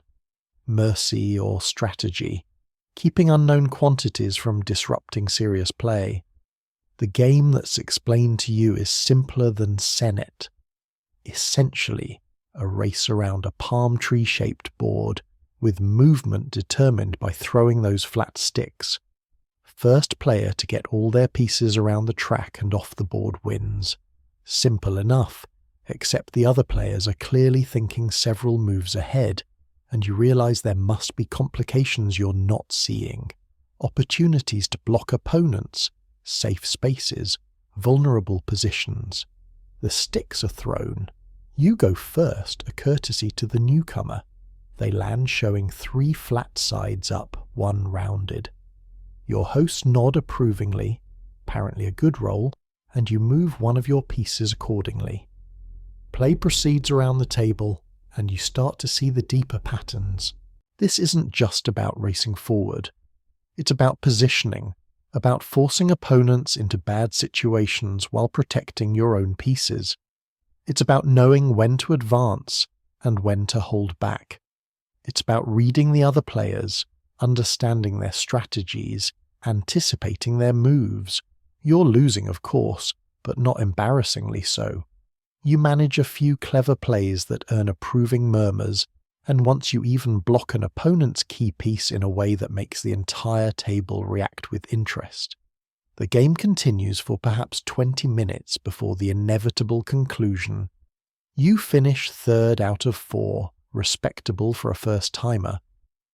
Your small pile of tokens is distributed among the winners according to some formula everyone else understands, and you're offered another game or the chance to observe instead. You choose to observe, moving to watch a more serious game at another table. The stakes here are significant. You see gold changing hands, real gold, heavy rings and chains that represent serious wealth. The players' faces are masks of concentration, revealing nothing. This is where gambling becomes genuinely risky, where a bad night could mean financial catastrophe, where winning could change someone's fortune literally. There's a story recorded in the Westcar Papyrus about a magician who could predict the throw of gaming pieces, using this ability to win consistently until Pharaoh became suspicious and had him investigated. The story treats this as genuine magic, miraculous rather than merely skillful, but it suggests that gambling with supernatural assistance was considered cheating. The ancient Egyptians believed in playing fair, even while acknowledging that luck, or divine favour, played its role. At another corner of the room, a different form of gambling is happening. A man is performing what we might call street magic, sleight-of-hand tricks with small objects, cups and balls, things appearing and disappearing. But he's taking bets on the outcomes, challenging watchers to follow which cup hides the ball, which hand holds the stone. It's probably rigged. These games usually are, but the crowd doesn't seem to care. They're enjoying the performance as much as the gambling, and the small amounts they're losing feel like the price of entertainment. You notice something interesting. The social mixing here is more fluid than anywhere else you've been tonight. At that high-stakes sonnet table, a priest is playing against what looks like a military officer and a merchant. Social class matters less when gold is on the table. Everyone is reduced to their skill and luck, and a commoner who plays well can win a noble's wealth. Not that this happens often. The wealthy can afford to lose and learn, while the poor can't risk enough to gain real expertise. But the possibility exists, and that possibility creates a different dynamic than the rigid hierarchies of daylight. There's darker gambling happening too, you realise. In one shadowy corner, men are throwing knuckle bones, the ancient world's dice, literally made from sheep or goat ankle bones, and betting on combinations. The mood there is grimmer, more desperate. These might be servants gambling their meagre wages, or minor officials in over their heads, or people with gambling problems that would be recognised in any era. The addiction potential was understood even then. Multiple wisdom texts warn specifically about gambling destroying families and fortunes. A sudden commotion draws your attention. At one of the Senate tables, an accusation has been made. Someone is claiming their opponent moved a piece incorrectly, deliberately miscounting to gain advantage. The accused denies it hotly. Voices rise. Others gather around to adjudicate, and a serious discussion ensues about exactly what happened and what the rules dictate. Eventually consensus is reached. The move is allowed to stand, though the accuser is clearly unhappy about it. The game continues, but the atmosphere has shifted, become charged with suspicion and resentment. Cheating at games was taken seriously in ancient Egypt. There are no recorded legal cases specifically about gambling cheating. Gambling occupied that informal space outside official structures, but literary texts suggest that cheaters face social consequences, loss of reputation, exclusion from future games. In a culture that valued ma'at, truth, justice, order, cheating was a violation of cosmic balance, not just personal ethics. Even in gambling's morally ambiguous space, fairness mattered. You watch as the disputed game concludes, the controversial player winning despite the cloud of suspicion. He collects his winnings, a significant pile of copper rings, and departs quickly, before anyone can continue the argument. The others watch him go with expressions ranging from angry to philosophical. Some nights luck is bad, some nights the cheaters win, and you live with it, or you stop playing. But most keep playing. That's the thing about gambling. The hope that the next game will be different, that luck will shift, that skill will finally pay off. You see it in their faces as new games begin.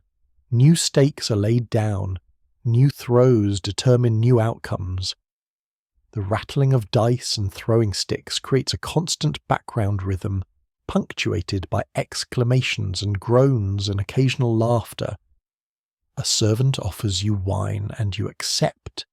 sipping slowly while watching the games progress. There's something hypnotic about it. The endless cycle of chance and choice, risk and reward. These people are gambling more than just material wealth, you realize. They're gambling status, reputation, relationships. That noble who just lost a significant sum to a commoner, how does that change their dynamic going forward? Those two merchants betting against each other, are they competing for market position through proxy? That priest gambling with temple resources, if he loses enough, could it cost him his position? The games will continue probably until dawn, and you understand now that this is another form of nighttime transformation. By day, these people occupy fixed positions in Egypt's elaborate social hierarchy. By night, gathered around game boards with stakes on the table, they become something more fluid, competitors, opponents, or allies based purely on skill and luck. The darkness and the games create temporary equality, the possibility that anyone might win, that fortune might shift in an instant. You think about Pharaoh, wonder if he participates in these games or just observes.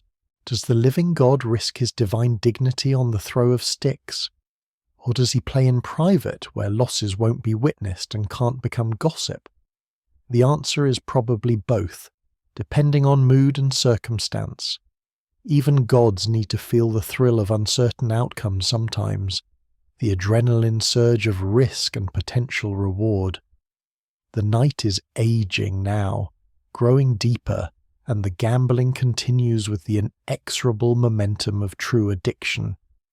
These players will be here when dawn breaks, still throwing, still hoping, still believing that the next game might be the one that changes everything. The stakes rise and fall, the piles of wealth shift from player to player, and the ancient dance of chance and choice goes on, exactly as it has for thousands of years, exactly as it will for thousands more. You leave the gambling chamber with its fevered energy and find yourself in a quieter corridor, one that leads toward the temple complex attached to the palace. The shift in atmosphere is immediate and disorienting, from the chaos of dice and desperate wagers to a space that feels hushed, contemplative, almost sacred. Almost, but not quite. There's something off about the silence here, something that suggests the sacred and the profane are about to collide in interesting ways. You hear voices ahead, low and rhythmic, and for a moment you think you've stumbled into a legitimate nocturnal ritual. The priests of various temples performed ceremonies throughout the night. The gods required constant attention, offerings at prescribed hours, hymns sung at specific moments. But as you draw closer, you realize this isn't quite that. The rhythm is right, but the tone is wrong. There's laughter in those voices, a looseness that proper ritual would never permit. You round a corner and discover a small chamber that's clearly part of the temple complex. The walls are painted with religious scenes, a small altar stands in one corner, and the lingering scent of incense suggests regular ritual use.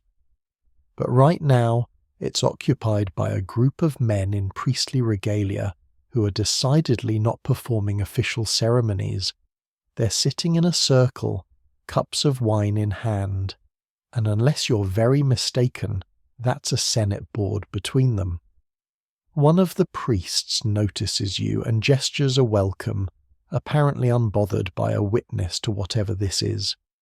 You recognize him, or rather you recognize his type. He's a Wab priest, one of the lower ranks who perform purification rituals and maintain temple purity. His head is shaved as required, his white linen is immaculate, and by all appearances he's a model of priestly devotion, except for the wine, the gambling, and the fact that he's currently in the middle of telling what sounds like a very dirty joke. The paradox of Egyptian priests. They were simultaneously the guardians of cosmic order and thoroughly human individuals who enjoyed the same pleasures as everyone else.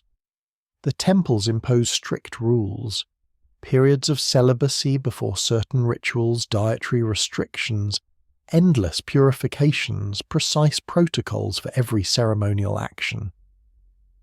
Historians still argue whether these restrictions applied constantly or only during active ritual service, but the evidence increasingly suggests the latter.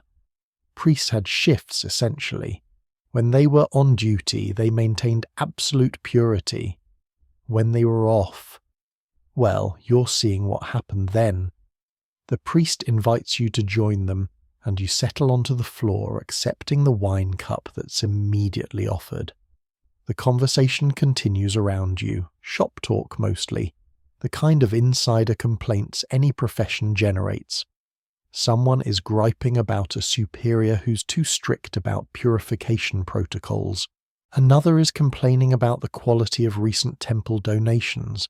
Apparently some wealthy patron sent inferior cuts of meat, suitable for burning as offerings, but hardly worth the priest's time to consume afterward. Yes, the priests ate the gods' leftovers. The gods received the spiritual essence of offerings, while the physical remains went to the temple staff. Practical theology at its finest. There's gossip too, deliciously scandalous given the source. That high priest who's so vocal about maintaining temple sanctity, he's having an affair with a married woman from a prominent family. The new prophet who claims divine visions, probably just drinking too much of the temple's beer rations. The inspector from the royal administration who's supposed to audit temple accounts, he's been bribed so thoroughly he wouldn't notice if they were sacrificing donkeys instead of cattle. You listen, fascinated and slightly scandalized, while the priests gamble and drink and talk with complete frankness. These are men who spend their days maintaining the bridge between human and divine, performing rituals that literally keep the universe functioning according to Egyptian theology. But they're also just men, bored sometimes, frustrated often, looking for entertainment and release like everyone else. The gap between their sacred role and their human reality creates a cognitive dissonance that's both amusing and slightly unsettling. One priest, older with the bearing of someone senior in the hierarchy, starts telling a story about his early days in temple service. He'd been assigned to the overnight watch, maintaining the eternal flame in the sanctuary, ensuring the god wasn't left alone in darkness. It was supposed to be a solemn duty, a test of dedication. Instead, he admits with a laugh, he'd regularly fallen asleep, waking in panic when the dawn priest arrived, scrambling to look alert and attentive.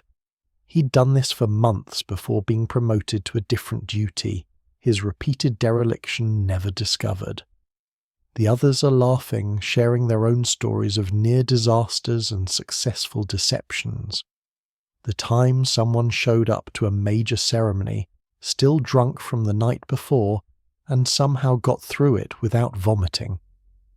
The elaborate scheme to smuggle wine into the temple by hiding it in ritual water jars. The priest who'd been caught with a woman in one of the storage chambers and had to be quietly transferred to a different temple before scandal erupted. These aren't evil men or sacrilegious hypocrites, or at least they don't think they are. They genuinely believe in the gods, genuinely think their ritual work matters.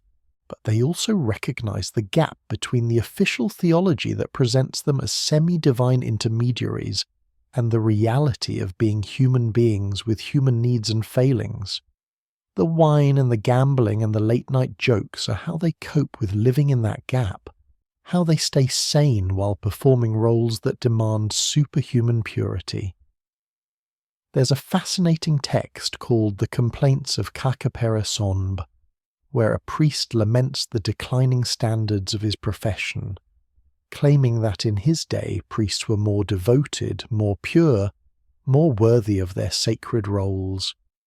The text dates to the Middle Kingdom, about 2000 BCE. The exact same complaint appears in text from the New Kingdom 1,000 years later, and probably would have appeared in texts before that if they'd survived. Every generation of Egyptian priests apparently thought the current generation was falling short of some imagined ideal past. The more things change, the more humans remain exactly the same. The gambling continues. They're playing for small stakes, token amounts that suggest this is more about the game than the winnings. You notice they're being somewhat careful despite the wine and the casual atmosphere. They're not getting truly drunk, not becoming careless. These are men who need to be functional in a few hours when temple duties resume. They're walking a line between indulgence and responsibility, and they're doing it with the practiced ease of people who've done this many times before. Someone asks your opinion on a theological debate that's apparently been ongoing among them. Do the gods actually care about the offerings they receive, or is it the ritual performance itself that matters? One faction argues the gods genuinely need the food, incense and praise to maintain their power. Another insists the gods are self-sufficient and the rituals are purely for human benefit, maintaining cosmic order through symbolic action. A third suggests the whole thing is essentially theatre. Powerful, meaningful theatre, but theatre nonetheless. The debate is surprisingly sophisticated, touching on questions of divine nature, the relationship between symbol and reality, the function of religion in maintaining social order. These aren't simple men mindlessly performing rote rituals. They're educated, thoughtful, and they've clearly spent considerable time thinking about what they're actually doing when they make offerings to God statues. The fact that they can have this debate while simultaneously drinking and gambling suggests they can hold multiple truths simultaneously. The rituals are sacred, and the rituals are performed by flawed humans who sometimes go through the motions. A younger priest has been mostly quiet, nursing his wine and looking slightly uncomfortable with the conversation. Finally he speaks up, admitting he's recently been having doubts, not about the gods' existence, but about his own worthiness to serve them. He feels like a fraud, he says, performing sacred rites while harbouring profane thoughts, maintaining purity protocols while desiring things that violate those protocols. How can he bridge that gap? How can he be both priest and man? The chamber falls quiet for a moment, and you can feel the weight of the question. Then the older priest, the one who told the story about falling asleep on watch, puts a hand on the young man's shoulder. Everyone struggles with this, he says. Everyone feels unworthy sometimes. The point isn't achieving perfect purity. That's impossible for humans. The point is showing up, doing the work, maintaining the rituals even when you don't feel particularly holy. The gods don't need perfect servants.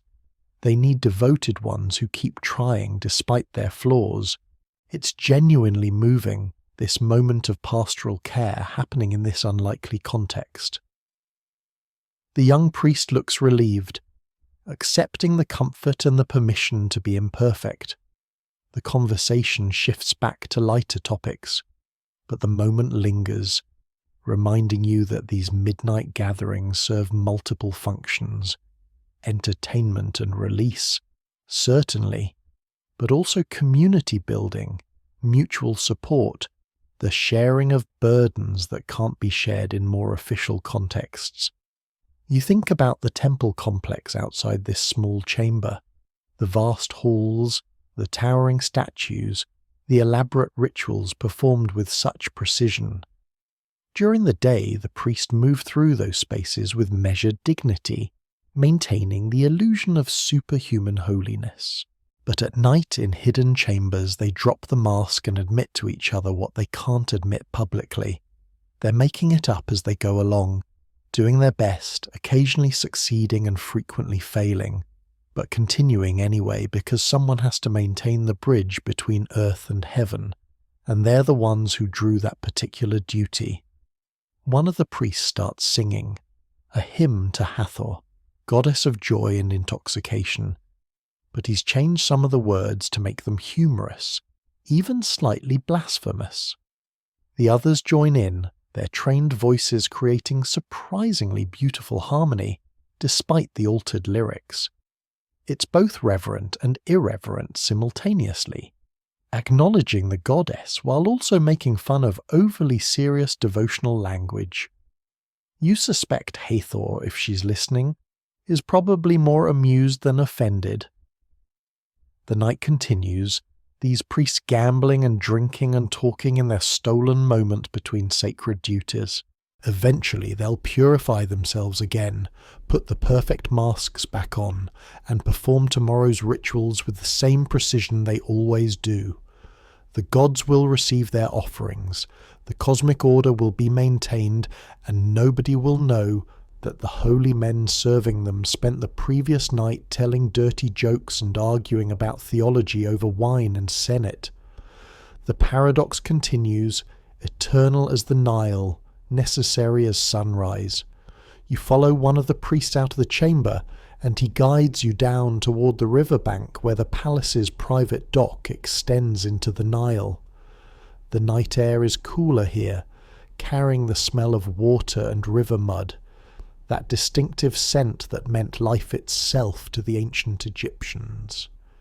You can hear the gentle lap of water against wood, the creak of ropes and voices, laughter and music drifting across the water from somewhere out on the dark river. There are boats moored at the dock, several of them, ranging from small papyrus skiffs to larger wooden vessels with elegant lines and painted hulls. But the real attention is focused on one particular barge, a floating palace, really, perhaps 60 feet long, with a central pavilion hung with linen curtains that glow from lamplight within. The sound of celebration is coming from there, and even as you watch, servants are loading additional supplies aboard, more wine, more food, more of whatever it takes to keep a floating party going through the night. The priest grins at your expression and explains, the royal barge parties are legendary, have been for generations. There's something about being on the water, unmoored from land and its associations with duty and responsibility, that makes people feel permission to be more themselves. Out there on the Nile under the stars, with the current gently rocking the boat, even pharaohs could pretend to be merely human for a few hours. You're ushered aboard. Apparently your anonymous wandering through the palace has granted you access to even this exclusive entertainment. The barge is magnificent up close, built with the finest cedar imported from Lebanon, every surface carved or painted with scenes of water, fish, birds, and lotus flowers. The deck is spacious enough for perhaps 30 people to move around comfortably, and there are already 20 or so aboard, with more arriving from the dock. The central pavilion is where most of the activities concentrated. You duck through the linen curtains and find yourself in what's essentially a floating banquet hall. Low couches and cushions are arranged around the perimeter, and in the centre musicians are playing while a few brave souls dance on the gently moving floor, which requires considerably more skill than dancing on solid ground. The motion of the water adds an extra challenge to every movement, and you can see dancers adjusting constantly to maintain balance, which only makes their performance more impressive. The people here are a mix you've seen throughout the night. Courtiers, officials, a few priests still in their linen robes, some of the harem women you met earlier, musicians and scattered throughout, individuals whose roles you can't immediately identify, but whose presence suggests they're either very important or very entertaining.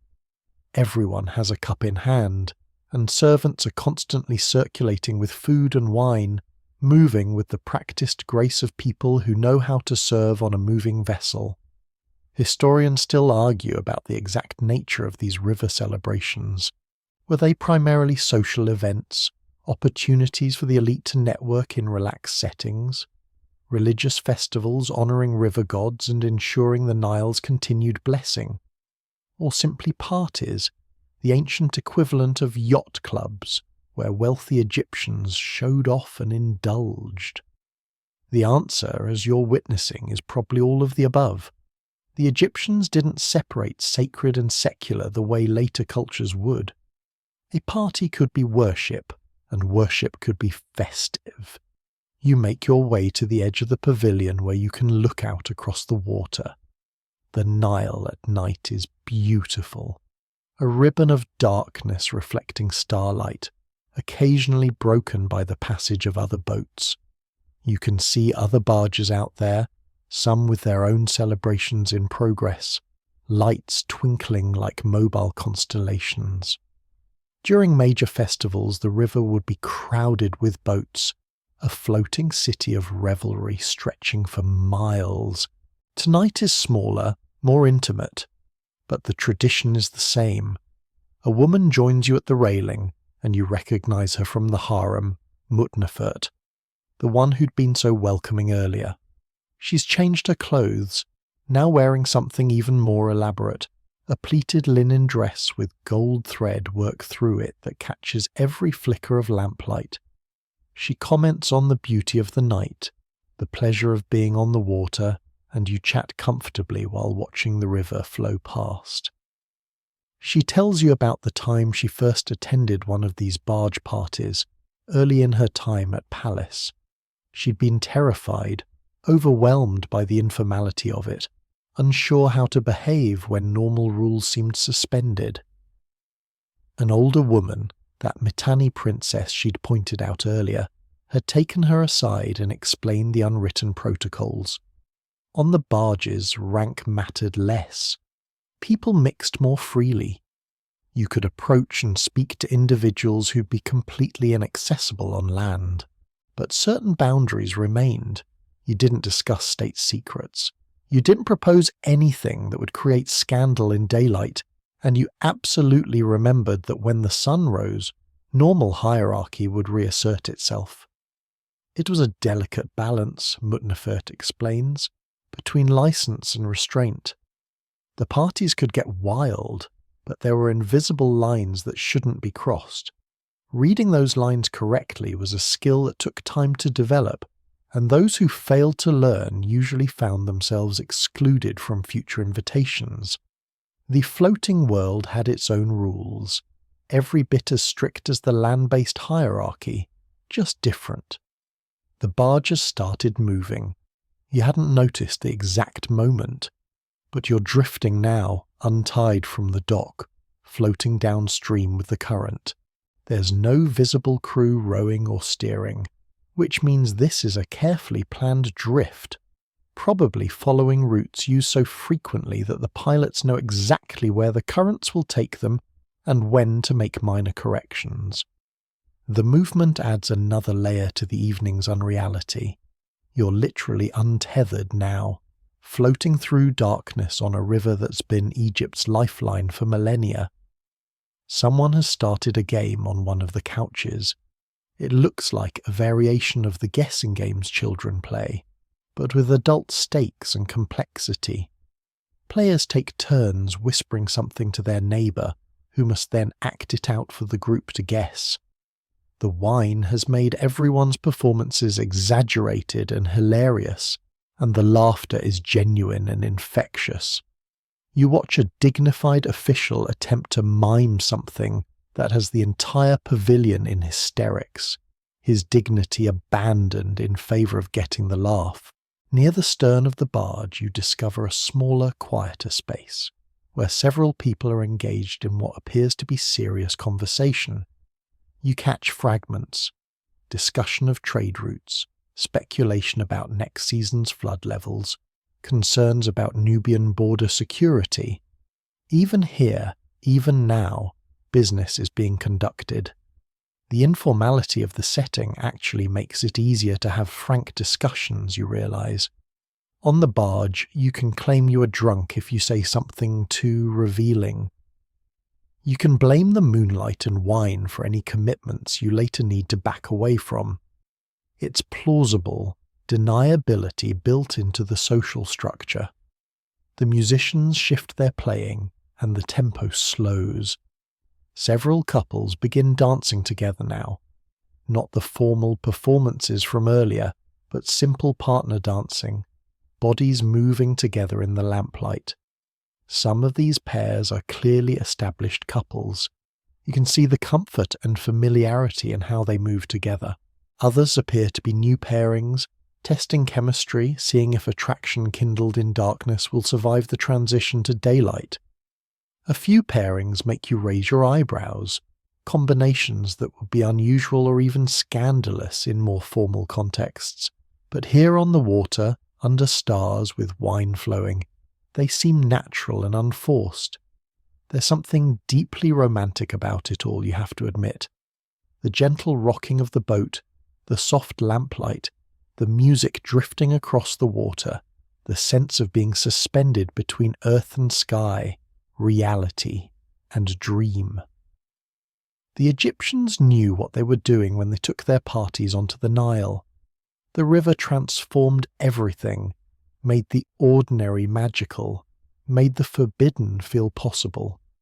A servant approaches with a tray of something new, small cups filled with a pale liquid that smells sweet and floral. You take one and sip cautiously. It's cool, refreshing, with a complex flavour you can't quite identify. Lotus juice, someone explains, mixed with honey and something else, a recipe used for centuries in celebrations like this. The blue lotus again, that recurring presence throughout the night, its mild psychoactive properties adding another layer to the evening's altered consciousness.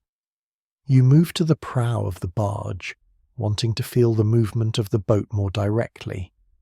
Here, without the pavilion blocking the view, you can see the full sweep of the river and the sky above it. The stars are incredible. The Milky Way splashed across the darkness like spilled milk, constellations the Egyptians mapped and named and wove into their mythology. There's Orion, which they associated with Osiris. There's Sirius, the star whose heliacal rising announced the annual flood. The sky isn't just decoration. It's a clock, a calendar, a divine message written in light. Another barge passes, heading upstream against the current, which means they're rowing or sailing, putting in effort while you drift effortlessly downstream. The two vessels exchange calls, friendly greetings, and for a moment you see faces illuminated by lamplight on both boats, people acknowledging each other across the water. There's a whole community out here, you realise, a network of floating celebrations, all following similar patterns, all participating in this nocturnal transformation of the Nile from highway to playground.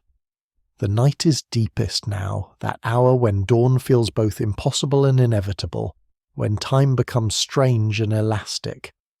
How long have you been on this barge? An hour? 3? You honestly can't tell. The wine and lotus and constant movement have done their work, disconnecting you from normal time sense.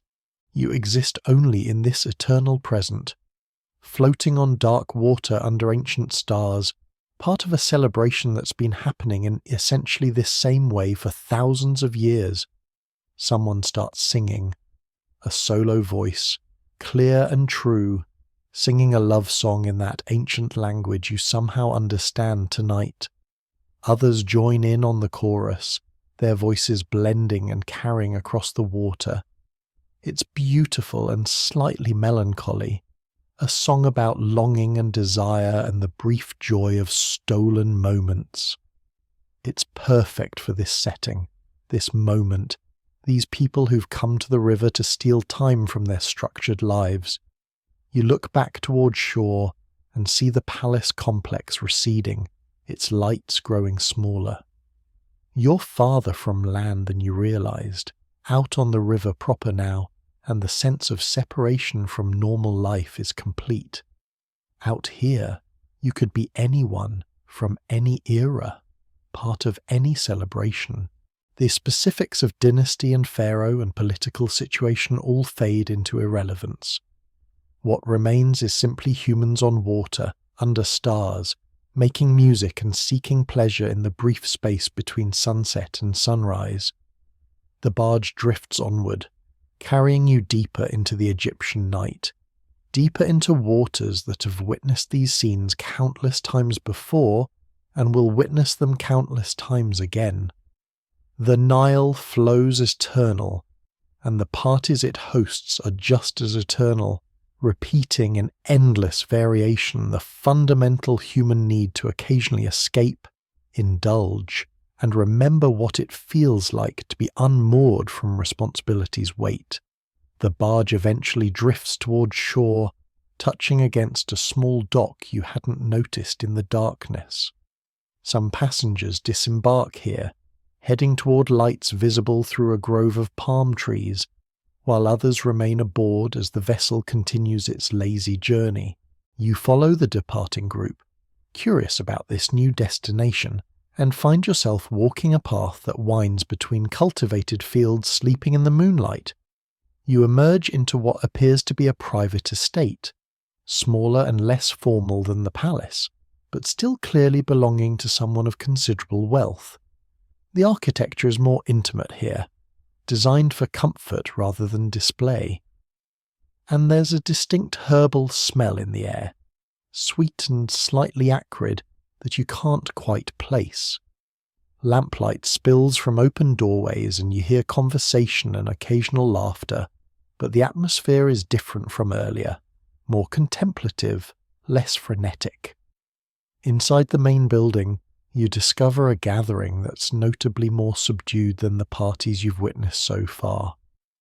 People are reclining on cushions, talking in low voices, and there's an almost meditative quality to the scene.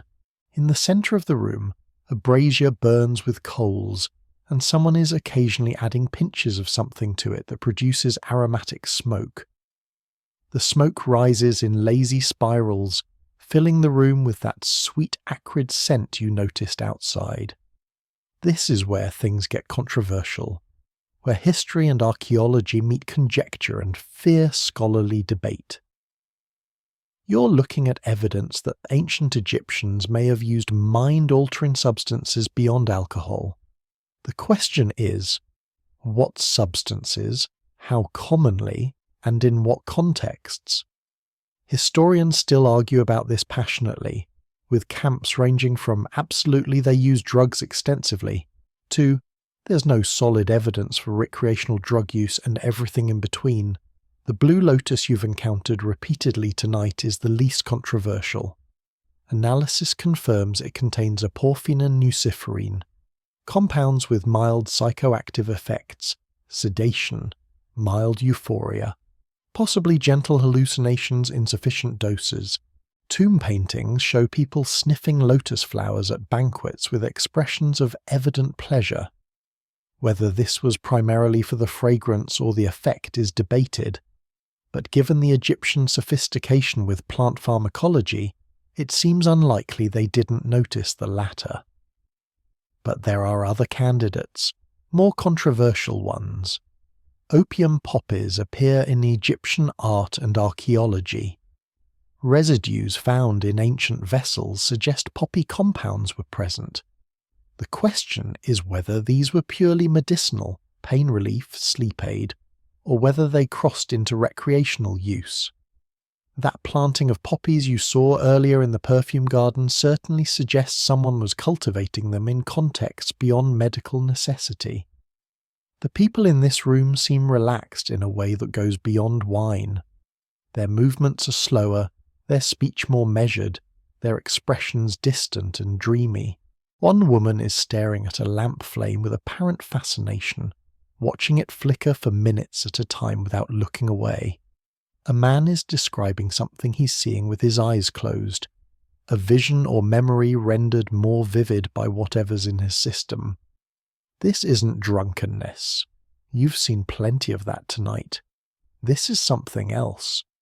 A host notices you and gestures you over, offering a pipe, a simple clay device with a bowl and stem. Inside the bowl, something smoulders. He doesn't pressure you, just makes the offer with the casual ease of someone extending hospitality.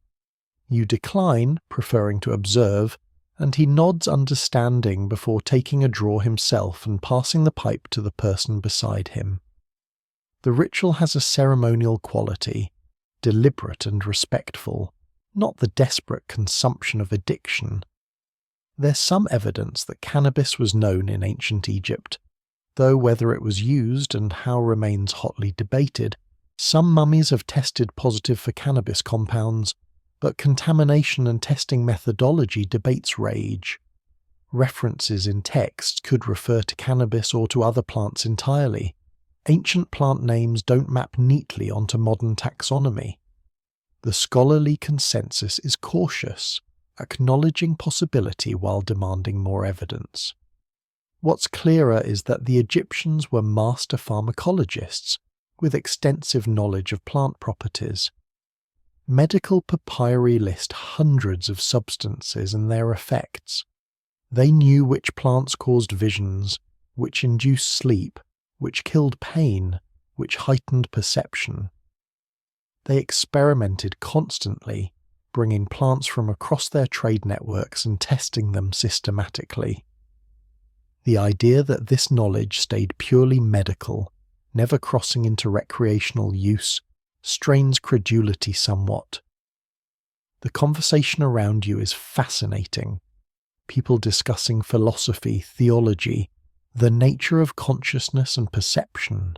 These aren't conversations happening anywhere else tonight. The wine parties produced gossip and business deals. This gathering produces something different. Thoughts that spiral inward and outward simultaneously. Questions about reality and perception, and whether the gods can be reached through altered states of consciousness. One man is describing a vision he claims to have had during temple service. Not tonight, but months ago.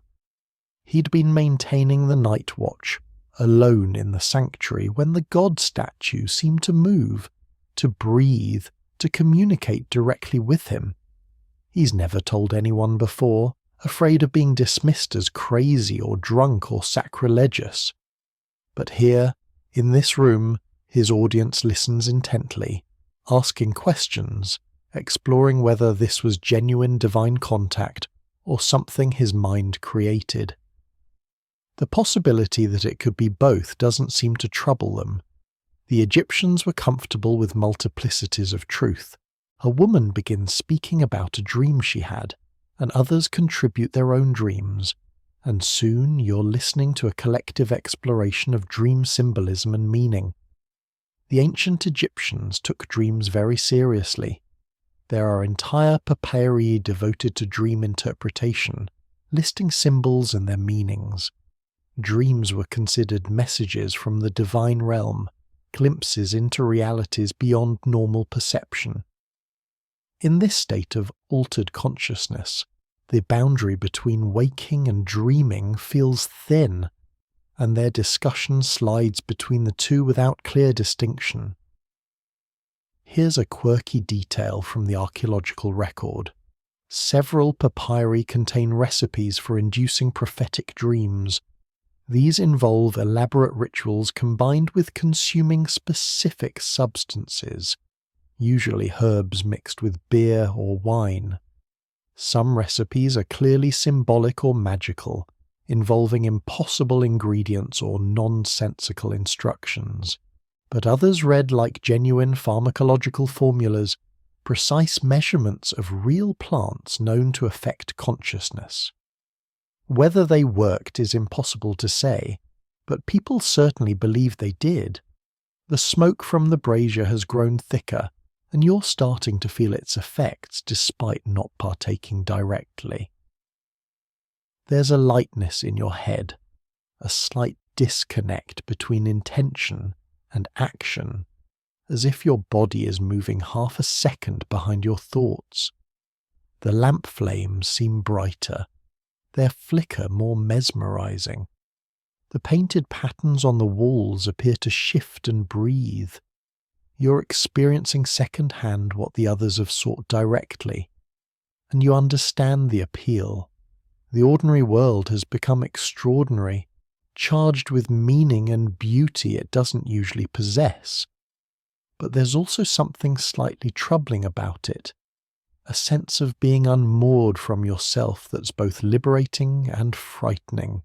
The Egyptians understood this ambivalence. Their medical texts warn about substances that cause the heart to wander, or make the mind leave the body. These aren't recommendations, they're cautions, acknowledgements that consciousness-altering substances are powerful tools that require respect and care in their use. The gathering here is small, perhaps 15 people, and you sense these are regulars, a group that meets like this periodically to explore these altered states together. There's a comfort level between them that comes from shared experience, shared understanding of what they're seeking and the risks involved. This isn't casual partying. This is something more intentional, almost ritualistic in its structure and purpose. Someone begins to play a simple drum, just keeping a slow rhythm, and others start humming or chanting wordlessly. The sound is hypnotic, and in your slightly altered state, it seems to resonate in your chest and bones, not just your ears. People begin swaying slightly, moving in time with the rhythm, and the room takes on the quality of a collective meditation or ceremony. You're witnessing something that exists on the boundary between recreation and religion, pleasure-seeking and spiritual practice. The Egyptians had gods associated with intoxication and altered states, Hathor most prominently, but also Bez, that dwarf god associated with protection, childbirth, and revelry. Bes appears frequently in contexts involving alcohol and celebration, his grotesque features somehow comforting rather than frightening. Some scholars have suggested Bez was specifically associated with consciousness-altering practices, though evidence is thin and interpretation debatable. Still, the god's presence in so many banquet scenes and domestic contexts suggests Egyptian comfort with mixing the sacred and the intoxicated. The evening here will continue for hours more, people drifting in and out of conversation, experiencing their individual journeys while remaining part of the collective. Eventually, as dawn approaches, they'll carefully bring themselves back, using techniques developed through experience, water, specific foods, fresh air, gradual reorientation to normal consciousness.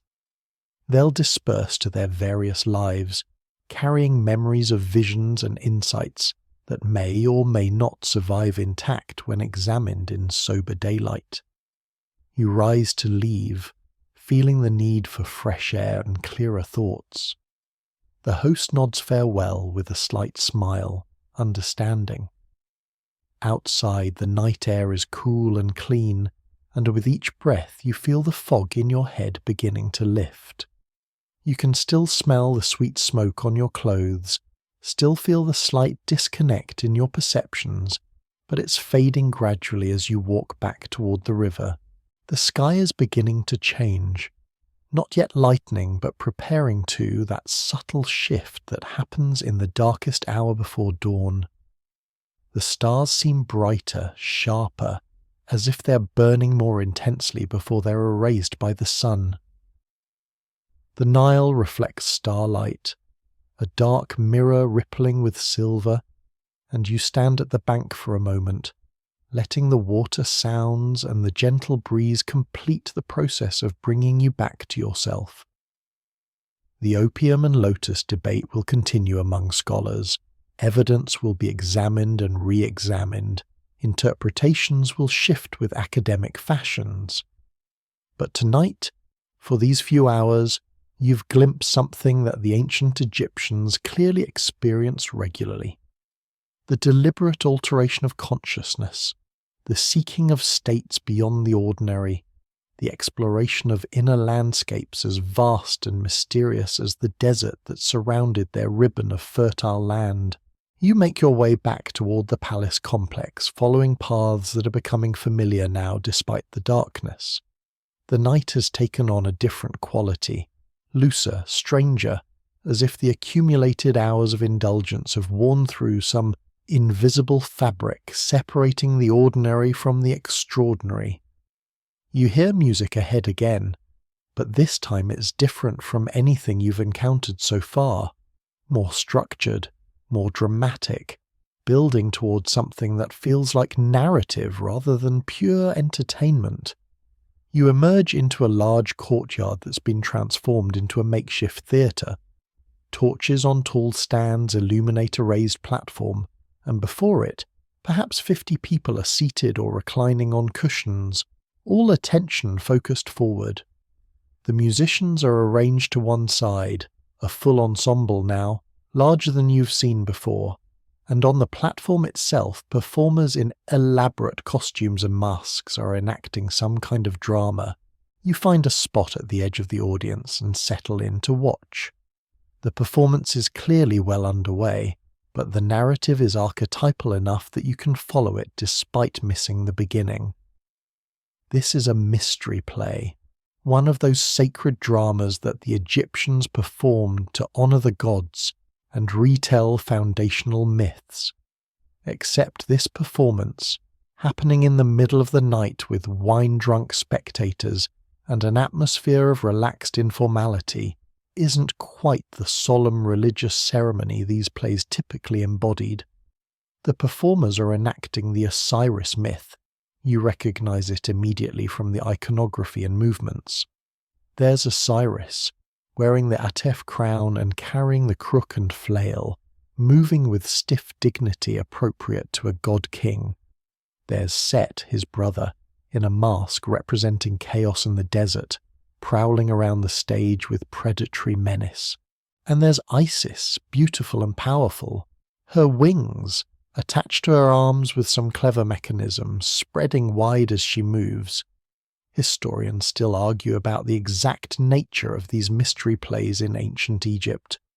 Were they literal reenactments of myths, performed with religious solemnity? Or were they more like passion plays, emotional dramas designed to move audiences while teaching theology? The evidence suggests both, depending on context.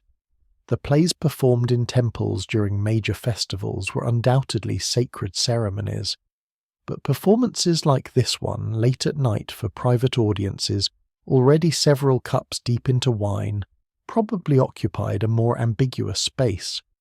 The action on stage reaches the crucial moment: Set's betrayal and murder of Osiris. The actor playing Set produces an elaborate chest, and through a combination of trickery and Set's deception, Osiris is convinced to climb inside. The lid slams shut, and Set pantomimes sealing it and casting it into the Nile. The audience responds with genuine emotion. Gasps, murmurs of distress, even though everyone knows this story by heart, has probably seen it performed dozens of times. That's the power of good theatre, you suppose. The ability to make the familiar feel immediate and real.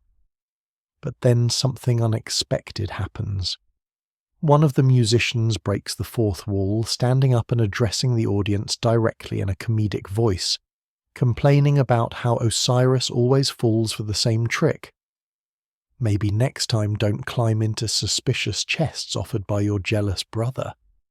This gets a huge laugh, and you realize this performance is mixing genres, sacred drama and comedy, reverence and irreverence, all swirled together in a way that would probably scandalize temple authorities, but delights this late-night audience. The performance continues with Isis's quest to recover Osiris's body, but it's interspersed with comedic asides, slapstick moments, and occasional bits of improvisation that seem to reference current events or palace gossip. The actor playing Isis is particularly skilled, managing to convey genuine pathos even while occasionally breaking character to make jokes. When she discovers Osiris's body has been scattered into 14 pieces, she launches into an exaggerated lament that's both moving and hilarious, and the audience is simultaneously crying and laughing. This mixing of tones would feel jarring in a modern context, but the ancient Egyptians seemed comfortable with it. Their religious festivals often included both solemn ceremonies and raucous celebrations. The festival of drunkenness honoured Hathor through intoxication. The Opet festival combined sacred processions with public feasting and entertainment. The boundaries between worship and party, between sacred and profane, were permeable in ways that later, more rigid religious traditions would find disturbing. The actors are clearly professionals. Their movements are practiced, their comic timing impeccable, their ability to shift between registers seamless. These aren't amateurs playing at theatre. These are skilled performers who've trained for years, learning not just the stories and gestures, but the subtle art of reading an audience and adjusting their performance accordingly. Tonight's crowd is receptive but rowdy, and the actors are playing to that energy, emphasizing the comedy while still respecting the underlying sacred narrative. You notice something interesting. Several of the audience members are mouthing along with the dialogue, especially during the more traditional ritualistic sections. These plays had standard versions, lines that were expected and anticipated, and the audience participation suggests there is much communal ritual as entertainment. When Isis speaks the words that resurrect Osiris, several audience members speak them with her, their voices joining hers in a collective act of creation that blurs the line between watching and participating. The resurrection scene is staged with impressive theatrical technology. The actor playing Osiris has been lying still for several minutes, and as Isis completes her ritual, there's a sudden flash, probably some chemical mixture that ignites briefly, and when the light clears, Osiris is standing, transformed, wearing a different costume that marks him as Lord of the Underworld rather than living king. The audience applauds appreciatively, enjoying the stagecraft as much as the theological message. But then the performance takes another unexpected turn. A new character appears, not part of the traditional Osiris myth at all. It's a figure in contemporary dress, clearly meant to represent an ordinary Egyptian, who wanders onto the stage looking confused and demands to know what's happening. The actors explain they're performing the Osiris mystery, and the contemporary figure starts asking irreverent questions. But why didn't Osiris just avoid the chest? Couldn't Isis use magic to track Set down faster? Does becoming Lord of the Underworld really count as a happy ending? The questions are hilarious and slightly blasphemous, but they're also genuine theological queries, and the actors respond seriously, even while maintaining the comedic tone. It becomes a kind of playful debate about divine logic, human suffering, and the meaning of death and resurrection. The audience loves it, laughing and occasionally shouting their own questions or commentary. This isn't passive entertainment, this is active, engaged theatre where the boundaries between stage and audience are deliberately blurred. Here's a quirky detail from the archaeological record. Several papyri contain what appear to be theatrical scripts or performance notes for mystery plays. One of them includes stage directions like Set enters from left, laughing wickedly, and Isis weeps, the chorus joins in. But it also includes notes like insert joke about local governor here, and if audience is drunk, add the donkey bit. These were living, flexible performances adapted to circumstances and audiences, not rigid liturgical recitations. The play eventually reaches its conclusion, not with Osiris's resurrection, but with Horus, his son, avenging his father by defeating Set. This is staged as an elaborate fight scene, choreographed like a dance. with the actors wielding prop weapons and leaping around the stage in exaggerated combat. Set's eventual defeat provokes cheers from the audience, and when Horus stands victorious, people actually rise to applaud, deeply invested despite the comedic framing. But the performance isn't quite over. The actors take their bows, but then they launch into what's clearly a traditional closing piece, a short ritualistic scene where the characters directly address the audience, asking for blessings and promising divine favour. The tone shifts completely back to sacred, and the audience responds appropriately, calling out traditional responses, making gestures of reverence. Within minutes, the same actors who were performing slapstick comedy are conducting genuine religious ritual, and the audience that was laughing uproariously is participating in sincere worship. It's a masterful demonstration of the Egyptian ability to hold multiple truths simultaneously. The myths are sacred stories deserving reverence, and they're narratives that can sustain creative interpretation, and even mockery. The gods are powerful divine beings demanding respect, and they're characters in stories that can be questioned and examined. The performers are entertainers making people laugh, and they're ritual specialists conducting sacred ceremonies. All of these are true at once, no contradictions, just different facets of a complex religious and cultural system. As the performance concludes, and the audience begins to disperse, you notice people leaving offerings near the stage, small items of food, wine, even jewellery. These are for the gods invoked during the performance, acknowledgement that even though the play mixed comedy and drama, it was still fundamentally a religious act. The actors accept the offerings with appropriate gravity, promising to dedicate them properly, and you realize these performers occupy a sacred role despite their theatrical flourishes. The night is very old now, approaching that liminal time when it's neither truly night nor yet day. The theatrical performances provide a kind of climax to the evening's entertainments, a moment when everything came together: music, dance, narrative, comedy, religion, community. As you leave the courtyard, you can still hear people discussing the performance, debating theological points raised by those irreverent questions, laughing about favourite moments, and generally processing what they've witnessed.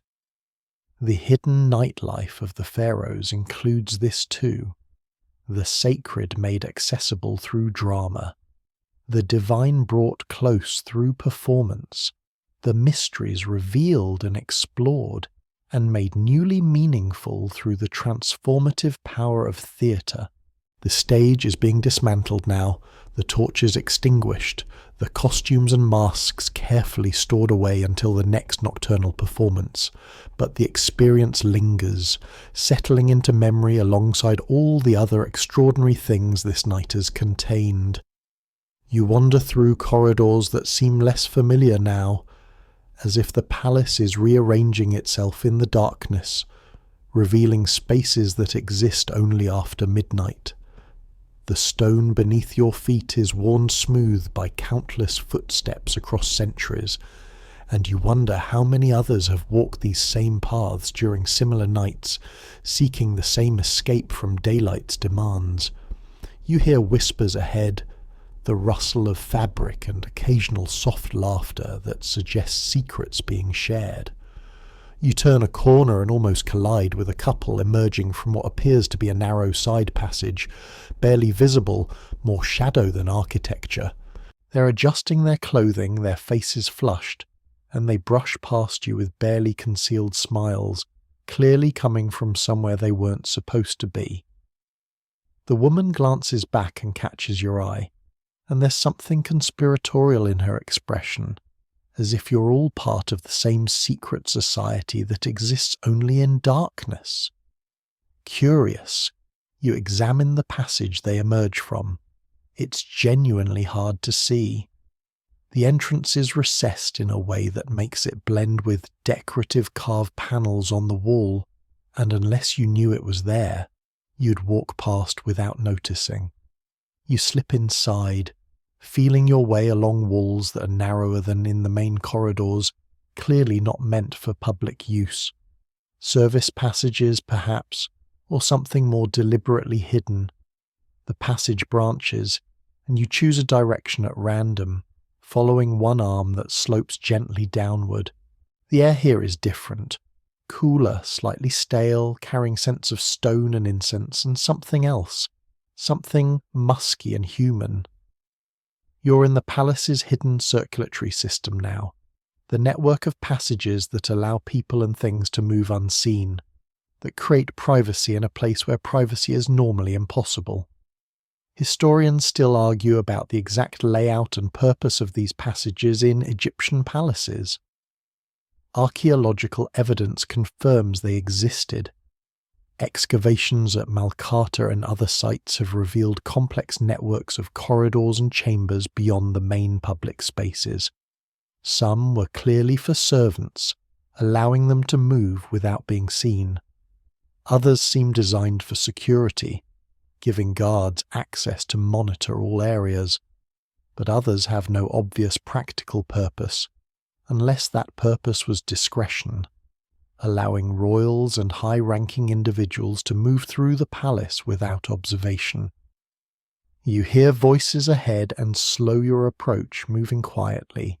The passage opens into a small chamber lit by a single oil lamp, and inside you find several people in close conversation.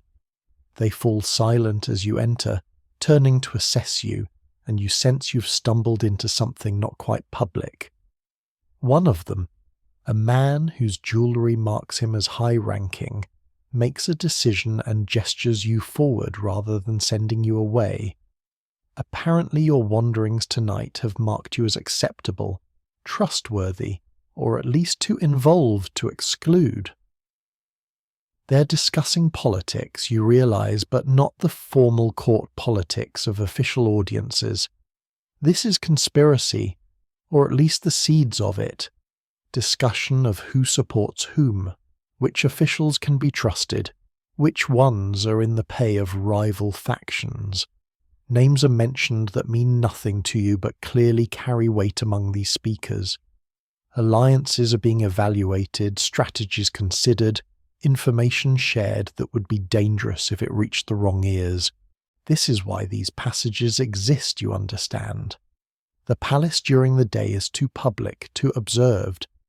Every conversation might be overheard by servants, scribes, rivals, spies. But here, in hidden chambers reached by passages most people don't know exist, conspiracies can be hatched, alliances forged, and plans made that will eventually reshape the visible world of the court. The hidden architecture enables hidden politics, and both are essential to how power actually functions. The conversation shifts as you settle against the wall, becoming more abstract, discussing power itself rather than specific machinations. One woman, she might be a royal wife based on her elaborate jewellery, talks about the performance required of everyone at court. By day, you perform your role: loyal servant, dutiful wife, competent official. By night, in spaces like this, you can drop the mask and admit to the ambitions, frustrations, and fears that the role requires you to hide. The palace is a theatre, she says, and these passages are the wings where actors rest between performances. Someone else counters that the nighttime self is just another performance, that there's no authentic self beneath the masks, only different masks for different contexts. The debate continues, surprisingly philosophical for a political discussion in a hidden chamber, but perhaps that's what happens when clever, ambitious people are forced to wear masks constantly. They start thinking deeply about identity, authenticity, and the nature of self. You hear footsteps in the passage outside, and everyone falls silent immediately. The footsteps pass without pausing, and collective breath is released. But the interruption has reminded everyone of the risks they're taking.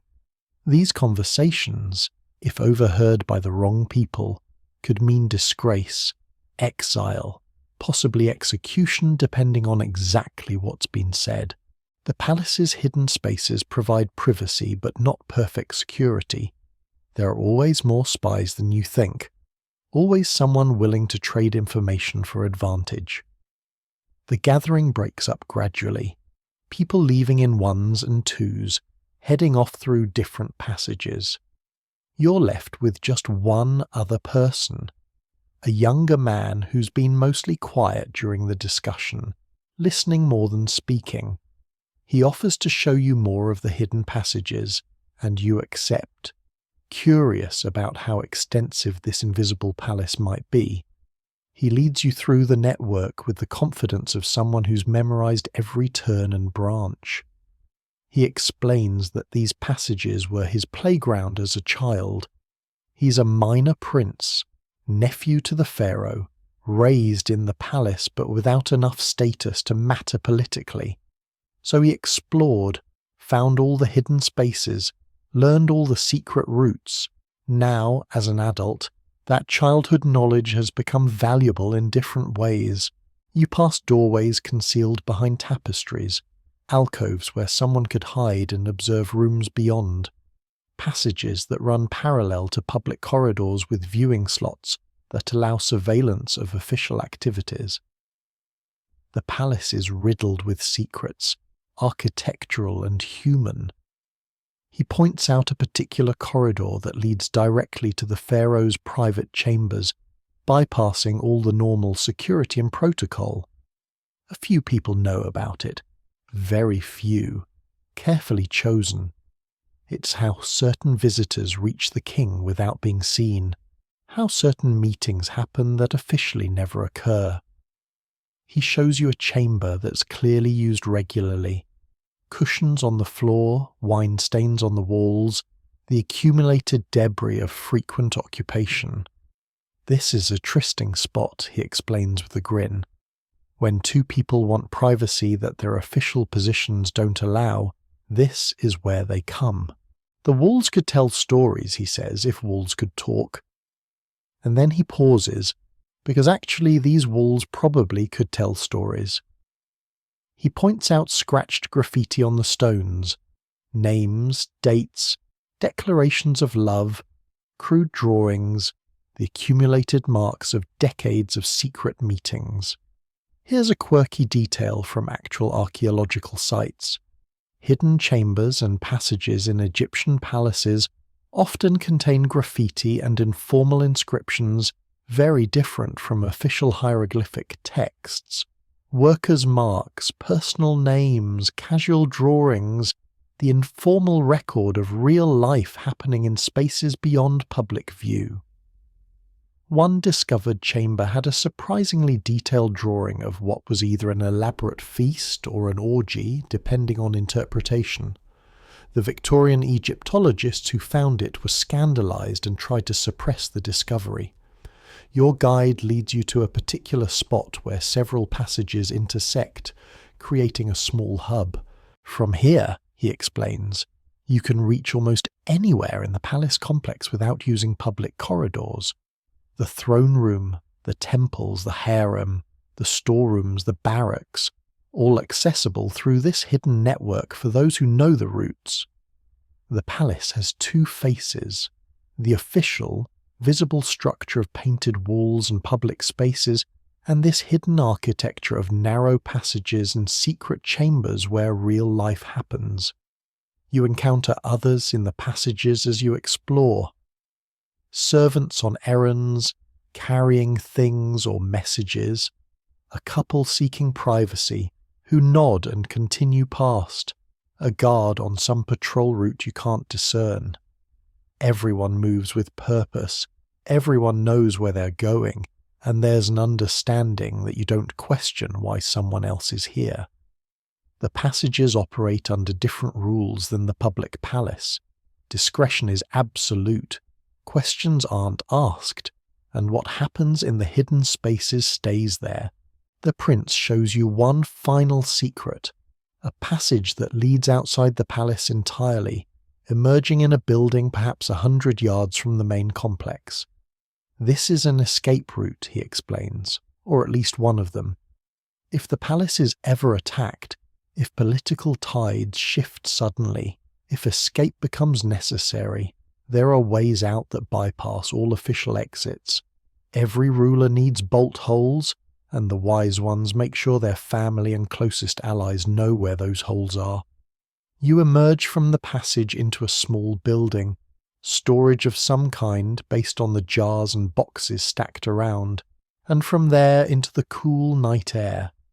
You're outside the palace walls now, looking back at the complex that's been your world all night.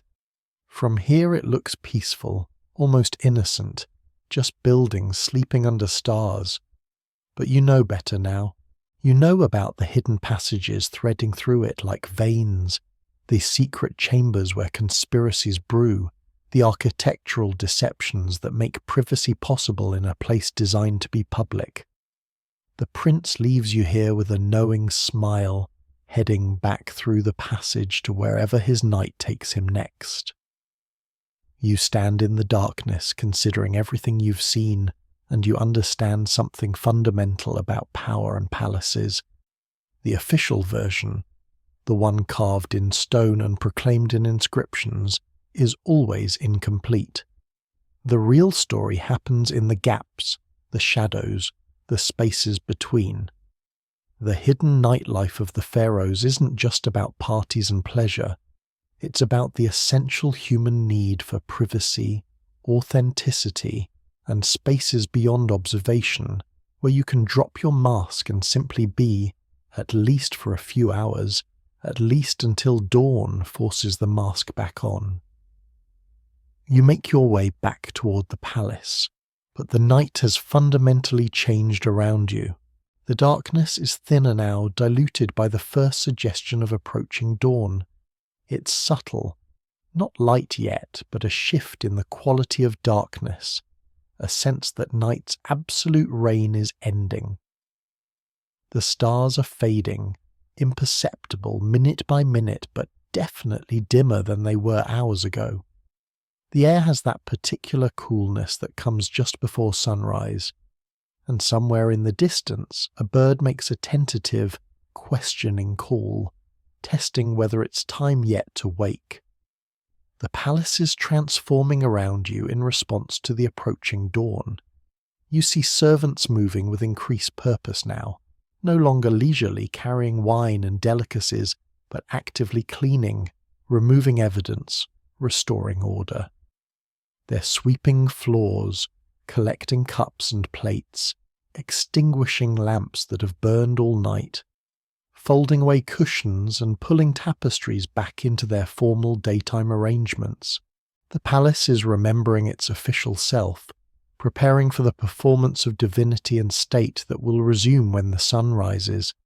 You pass a chamber where the musicians from earlier are packing their instruments. They look exhausted but satisfied, faces showing the particular fatigue that comes from performing through the night. One catches your eye and offers a tired smile. You're both survivors of the same marathon, witnesses to the same transformation.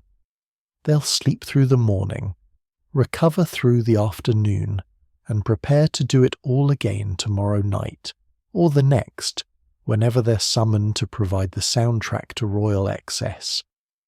In another room, the dancers are receiving attention from attendants who are massaging oil into their overworked muscles, treating minor injuries accumulated during hours of performance on various surfaces. One woman has her ankle wrapped, probably twisted during that spectacular backbend you witnessed, and she's wincing as the attendant works, but also laughing with her fellow performers, reliving particularly successful moments or funny mishaps. They're professionals assessing their night's work, critiquing their own performances with the merciless honesty that only comes from genuine expertise. You find yourself back in the banquet chamber, but it's unrecognizable now. The tables have been cleared, the food remnants removed, and servants are scrubbing wine stains from fine linen and floor stones.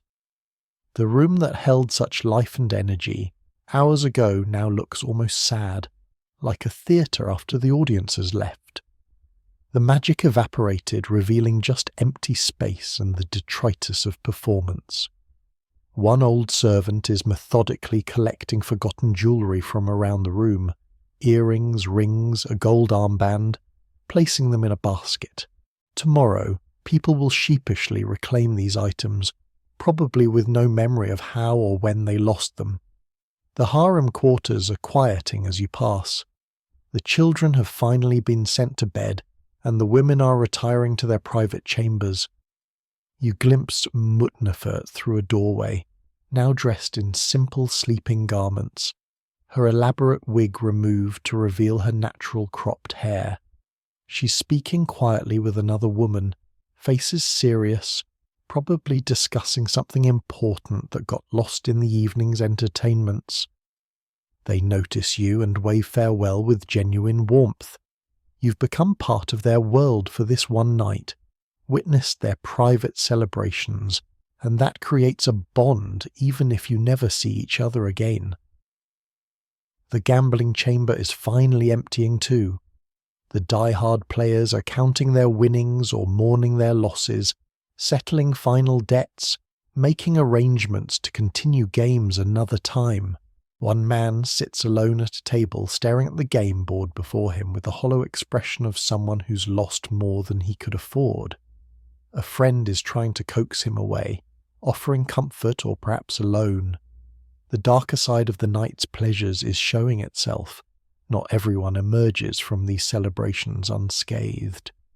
You make your way to the perfume gardens and find them almost eerily beautiful in the pre-dawn darkness. The flowers are wet with dew, their fragrance is intensified by moisture, and the air is so thick with competing scents that it's almost overwhelming. The paths are empty now, the benches abandoned, but you can still sense the presence of all the conversations and encounters that happened here tonight. The gardens hold memories in their soil, their flowers, their very air. Thousands of nights like this one, thousands of people seeking the same temporary escape, the same permission to be more than their daylight selves allowed. Historians still argue about how regularly these nocturnal celebrations occurred in ancient Egypt. Some suggest they were rare, special occasions tied to specific festivals or events. Others point to the infrastructure, the elaborate preparation spaces, the professional entertainment staff, the architectural accommodations for nighttime activities, and argue they must have been frequent, even routine. The truth probably varied by period, pharaoh, and circumstances. Some rulers embraced the nightlife enthusiastically, others were more restrained. But the tradition persisted across dynasties, suggesting it fulfilled some essential function. You climb to a higher terrace that provides a view across the palace complex and beyond to the Nile. The river is just barely visible now, a ribbon of silver grey cutting through darkness that's becoming gradually less absolute. A few boats are visible, returning from their own nocturnal journeys, drifting toward docks where morning duties will soon resume. The city beyond the palace, invisible all night, is beginning to make itself heard. Distant sounds of livestock, of doors opening, of the earliest risers beginning their days. Here's something the official records never mention: the morning after effects. Hangovers, obviously. Medical papyri contain remedies for heaviness of the head and pain from drinking too much beer. But also the fatigue, the muscle soreness, the vague shame or regret that follows excess. The ancient Egyptians experienced all of this just as we do, and they dealt with it through a combination of practical remedies and philosophical acceptance. Wisdom texts counsel moderation while simultaneously acknowledging that people rarely practice it. Human nature hasn't changed across millennia. You watch as the palace continues its transformation. Guards are changing shifts. Those who've been on night duty, who've discreetly ignored various improprieties, are being replaced by fresh guards who will enforce daylight rules with appropriate strictness. Scribes are emerging from their quarters, preparing for their day's work of recording official business, while carefully not recording anything about the night just past. Priests are performing morning ablutions, purifying themselves for the dawn ritual that will welcome Ra's return, their own nocturnal activities carefully compartmentalized and set aside. And somewhere in the palace, Pharaoh himself is preparing for the transformation back to divinity. The man who spent the night drinking, gambling, watching entertainments, perhaps dallying with favourites, perhaps plotting with advisors, that man is being carefully erased.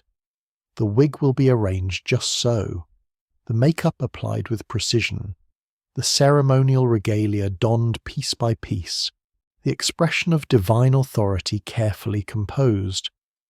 By the time he emerges for the morning ceremonies, no trace of the night's humanity will remain visible. He will be God again, eternal and perfect, the living bridge between earth and heaven. These servants who witnessed everything will say nothing. The entertainers who performed for him will maintain discretion. Their livelihoods depend on it. The courtiers who conspired and celebrated and revealed too much will pretend amnesia, or at least selective memory. The palace will collectively agree to forget, to treat the night as if it never happened, to begin the new day with clean slate and composed faces. You notice the first servants appearing in formal daytime attire rather than the casual garments of night. They're positioning themselves for the morning routines, the opening of shutters, the presentation of morning offerings, the endless small rituals that structure palace life. The transformation is nearly complete now. The nocturnal palace is disappearing like a dream upon waking, leaving only this official structure with its proper hierarchies and appropriate behaviours. The horizon is definitely lighter now, not yet sunrise, but unmistakable dawn twilight. The sky is shifting from black to deep blue, and the stars have vanished except for the brightest. You can see the details of the palace architecture that were invisible in darkness, the painted columns, the carved lintels, the hieroglyphic inscriptions proclaiming Pharaoh's glory and eternal rule. By daylight, these declarations will seem absolute, timeless, unquestionable. But having witnessed the night, you know the complicated humanity behind the divine facade.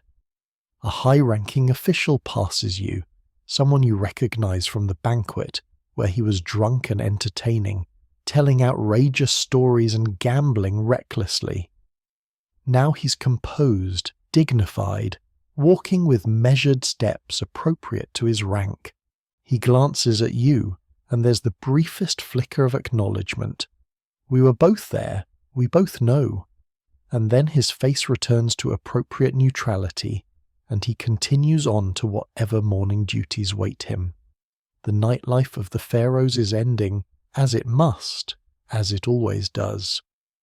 The darkness that provided cover and permission is dissolving in the face of approaching light. The alternate world that existed for these hours is closing, sealing itself off, becoming inaccessible again until the next sunset. The masks are being replaced, the roles resumed, and the great performance of Egyptian civilization is preparing for another day's show. You find yourself back at the spot where the evening began. The throne room, now empty and quiet, waiting for Pharaoh's return. The throne sits in shadow, but soon it will be occupied by the living God, and the day's official business will commence. Treaties will be negotiated, judgments will be rendered, foreign delegations will be received, scribes will record everything for posterity. creating the official history that will survive in stone and papyrus, telling future generations about the glorious reign of this divine king. What won't be recorded is everything you've witnessed tonight.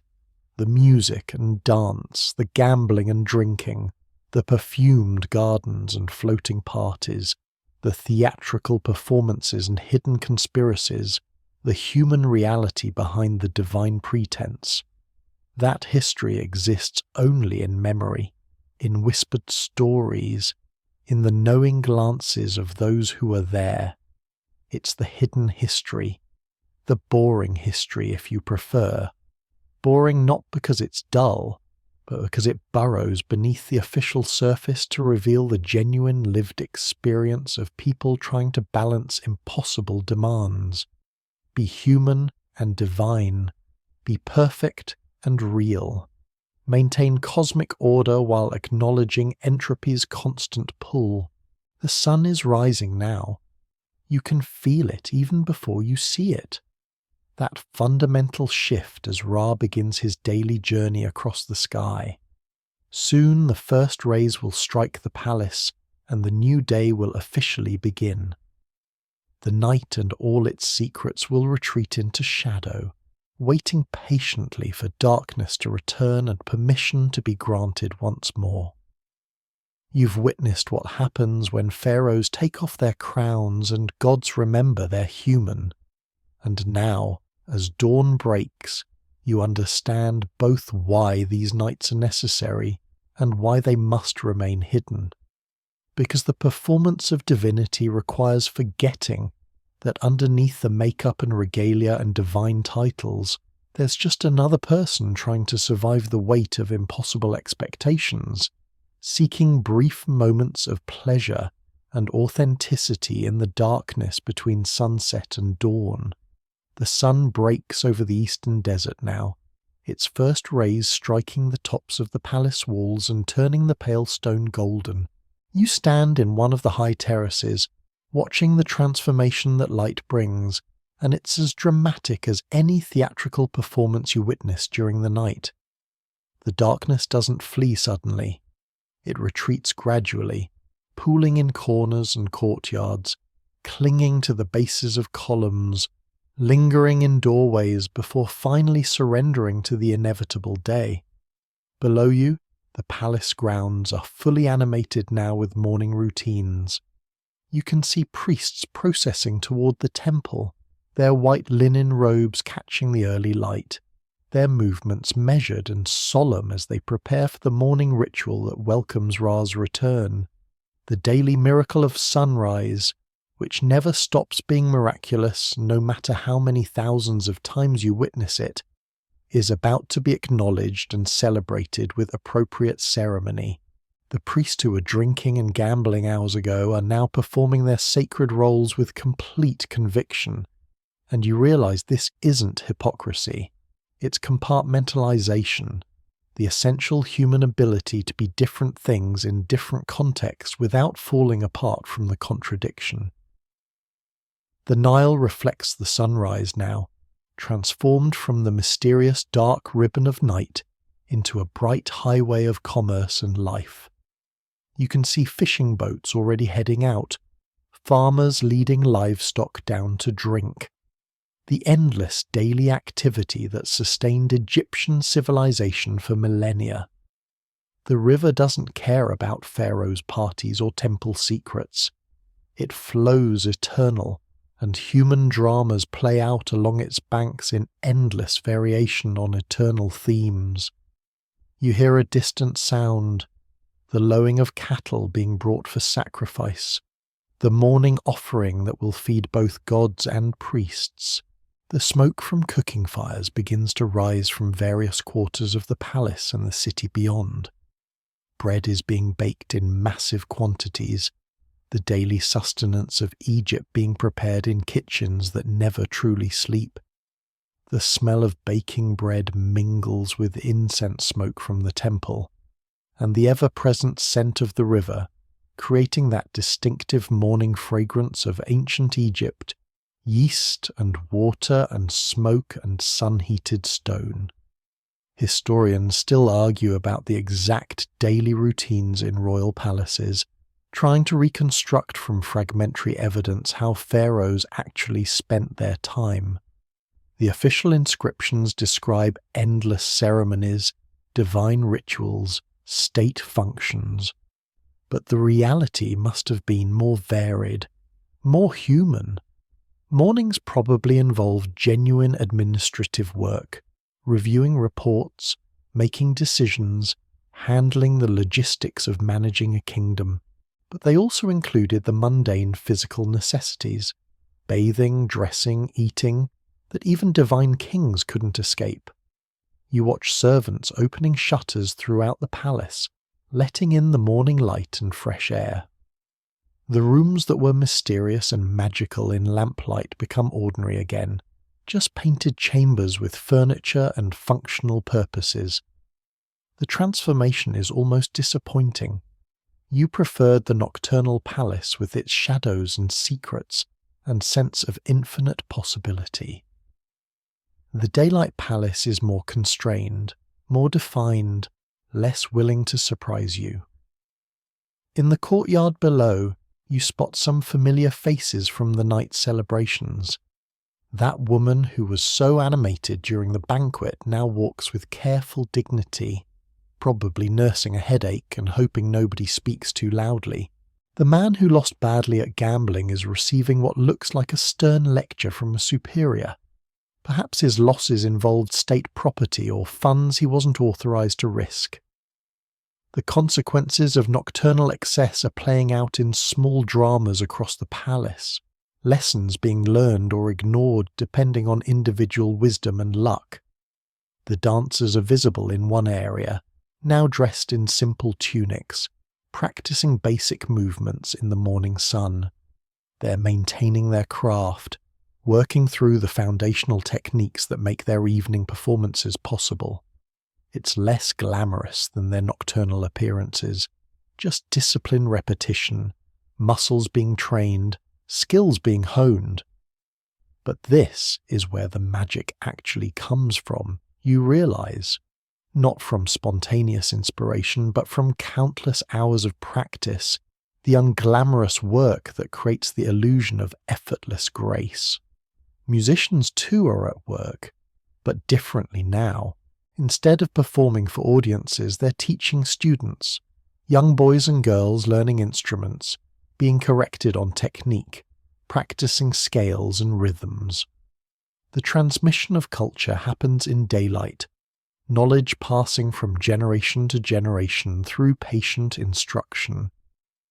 The nocturnal performances are the flower, but this morning teaching is the root that makes flowering possible. You descend from the terrace and wander through the palace one final time, seeing it with new eyes now that you've witnessed its dual nature. Every formal space you pass, you now know has an informal counterpart, a nighttime use that subverts or complements its official function. That throne room where Pharaoh dispenses divine justice. Also a space that empties at night for less formal gatherings. That temple where eternal rituals maintain cosmic order. Also staffed by men who drink and gamble when off duty. The palace is both things simultaneously. Sacred and profane, official and hidden, divine and desperately human. In one corridor you encounter a scribe settling into his workstation, preparing his palette and papyrus for the day's recording. He'll document meetings, decisions, decrees, creating the official record that will survive for millennia, telling future archaeologists about this pharaoh's reign. What he won't document is anything from the night just past. That history will remain unwritten, existing only in memory, and the physical evidence that historians will later excavate and struggle to interpret. Here's something that makes you smile. Future scholars will find wine jars and game boards, perfume containers and musical instruments, evidence of feasting and entertainment. They'll debate what it all means, constructing elaborate theories about religious festivals and sacred ceremonies. Some will get close to the truth, suggesting that the ancient Egyptians enjoyed pleasure and entertainment. Others will insist everything must have had religious significance, unable to imagine that sometimes a party was just a party. The truth, that the Egyptians were sophisticated enough to make their pleasures sacred and their sacred ceremonies pleasurable, will probably always elude complete scholarly consensus. You pass the harem quarters again, now quiet and domestic in the morning light. Women are going about ordinary business, supervising children, managing household accounts, engaging in the textile work that was both economically productive and socially appropriate. The sensual, conspiratorial atmosphere of night has vanished, replaced by something that looks almost mundane. But you know better now. You know these women wield power, form alliances, plot futures for their children and themselves. The daylight tranquility is another performance, another mask worn for appropriate contexts. The gambling chamber has been completely transformed. All evidence of the night's activities removed, the space now being used for what looks like an inventory of palace goods. Officials are counting items, checking lists, ensuring everything is accounted for. The irony isn't lost on you, checking that nothing's been stolen or misappropriated, while carefully ignoring how much wealth was voluntarily gambled away just hours earlier in this same space. You find yourself drawn back to the perfume gardens one more time. In the morning light they're still beautiful but different, more botanical, less magical.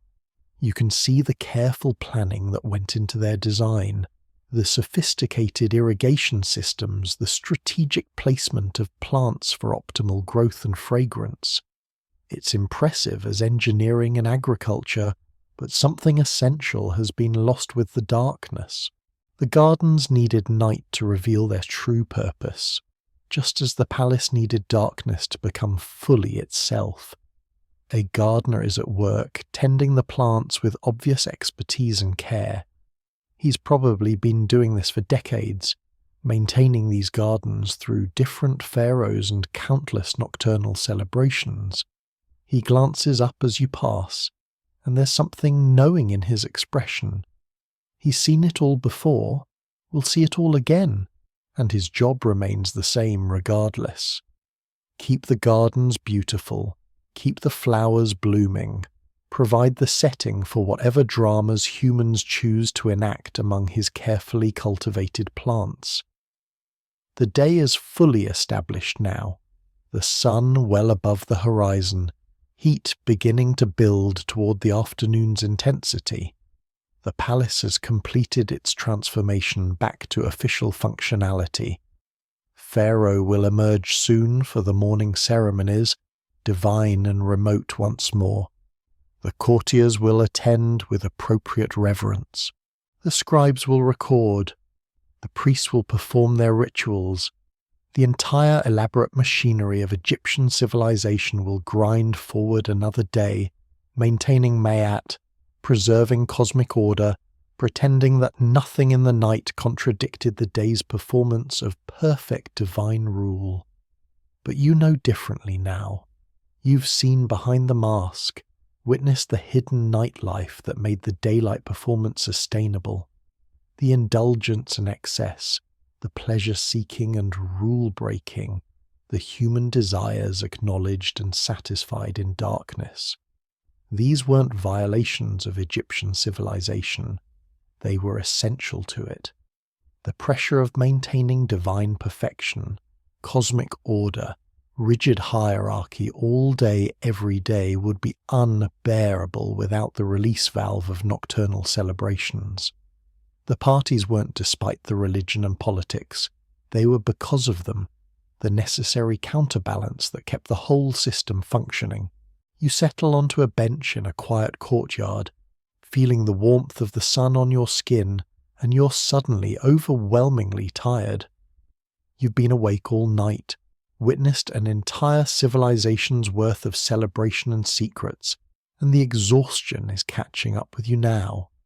Your eyes grow heavy, and the sounds of the waking palace become distant, dreamlike, as consciousness begins to slip away. As you drift towards sleep, you think about all the people you've encountered tonight. The musicians and dancers, the priests and courtiers, the gamblers and conspirators, the servants and officials, all of them playing multiple roles, wearing different masks for different audiences, trying to reconcile the impossible demands of their positions.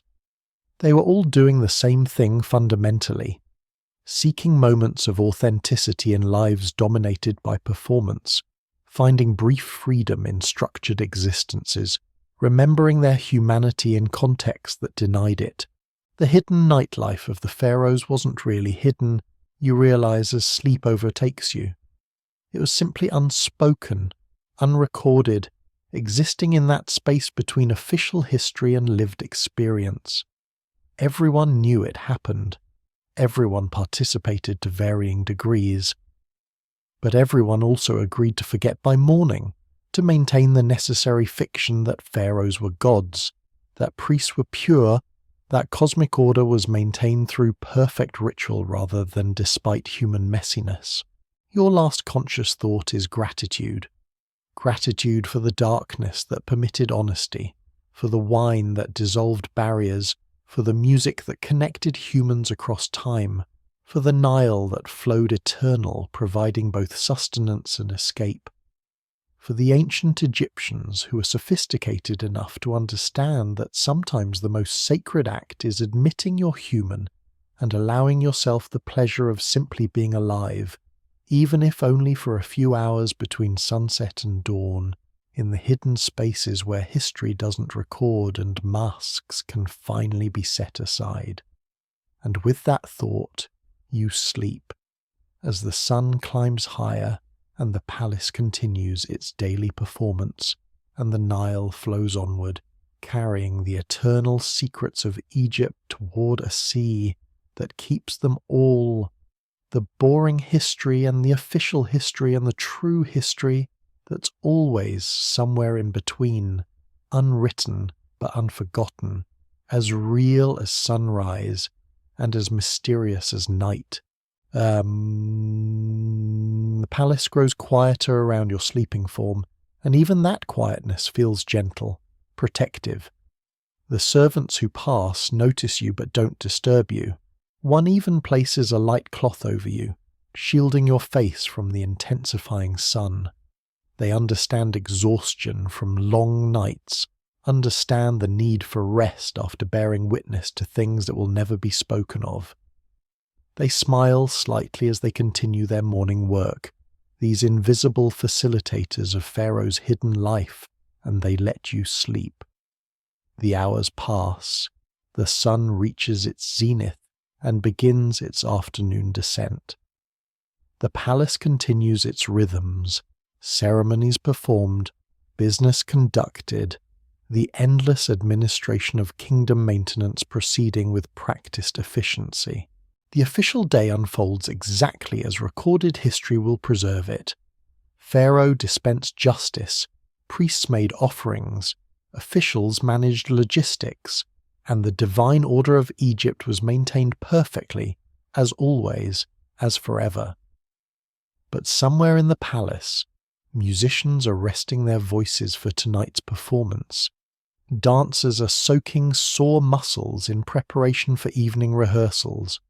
Servants are beginning preparations for another nocturnal celebration, because there's always another night coming, another sunset bringing permission to transform.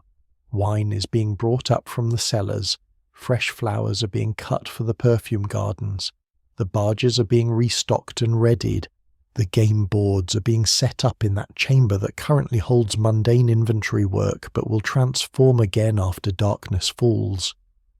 This cycle continues, eternal as the Nile, regular as sunrise and sunset. The hidden nightlife of the pharaohs isn't an aberration or scandal. It's a tradition, a necessary rhythm, a breathing space in the tightly controlled structure of ancient Egyptian civilization. And tonight, when darkness returns and permission is granted once more, it will all happen again. The music will play, the dancers will move, the wine will flow, the secrets will be shared, and for a few precious hours, gods will remember they're human, and humans will dream they might be divine. But that's for tonight. For now, sleep deeply, dear traveller. Rest from your long night's journey through hidden histories. Let the warm afternoon hold you gently while the palace maintains its daylight performance. You've earned this rest, having witnessed what the stones won't tell and the scribes won't record. The beautiful, messy, very human truth beneath Egypt's divine facade. Sleep now, and perhaps dream of lotus gardens and starlit rivers, of music that never ends and dances that transcend time, of the eternal night that waits patiently behind every sunset, ready to reveal its secrets to those brave or lucky enough to stay awake and bear witness.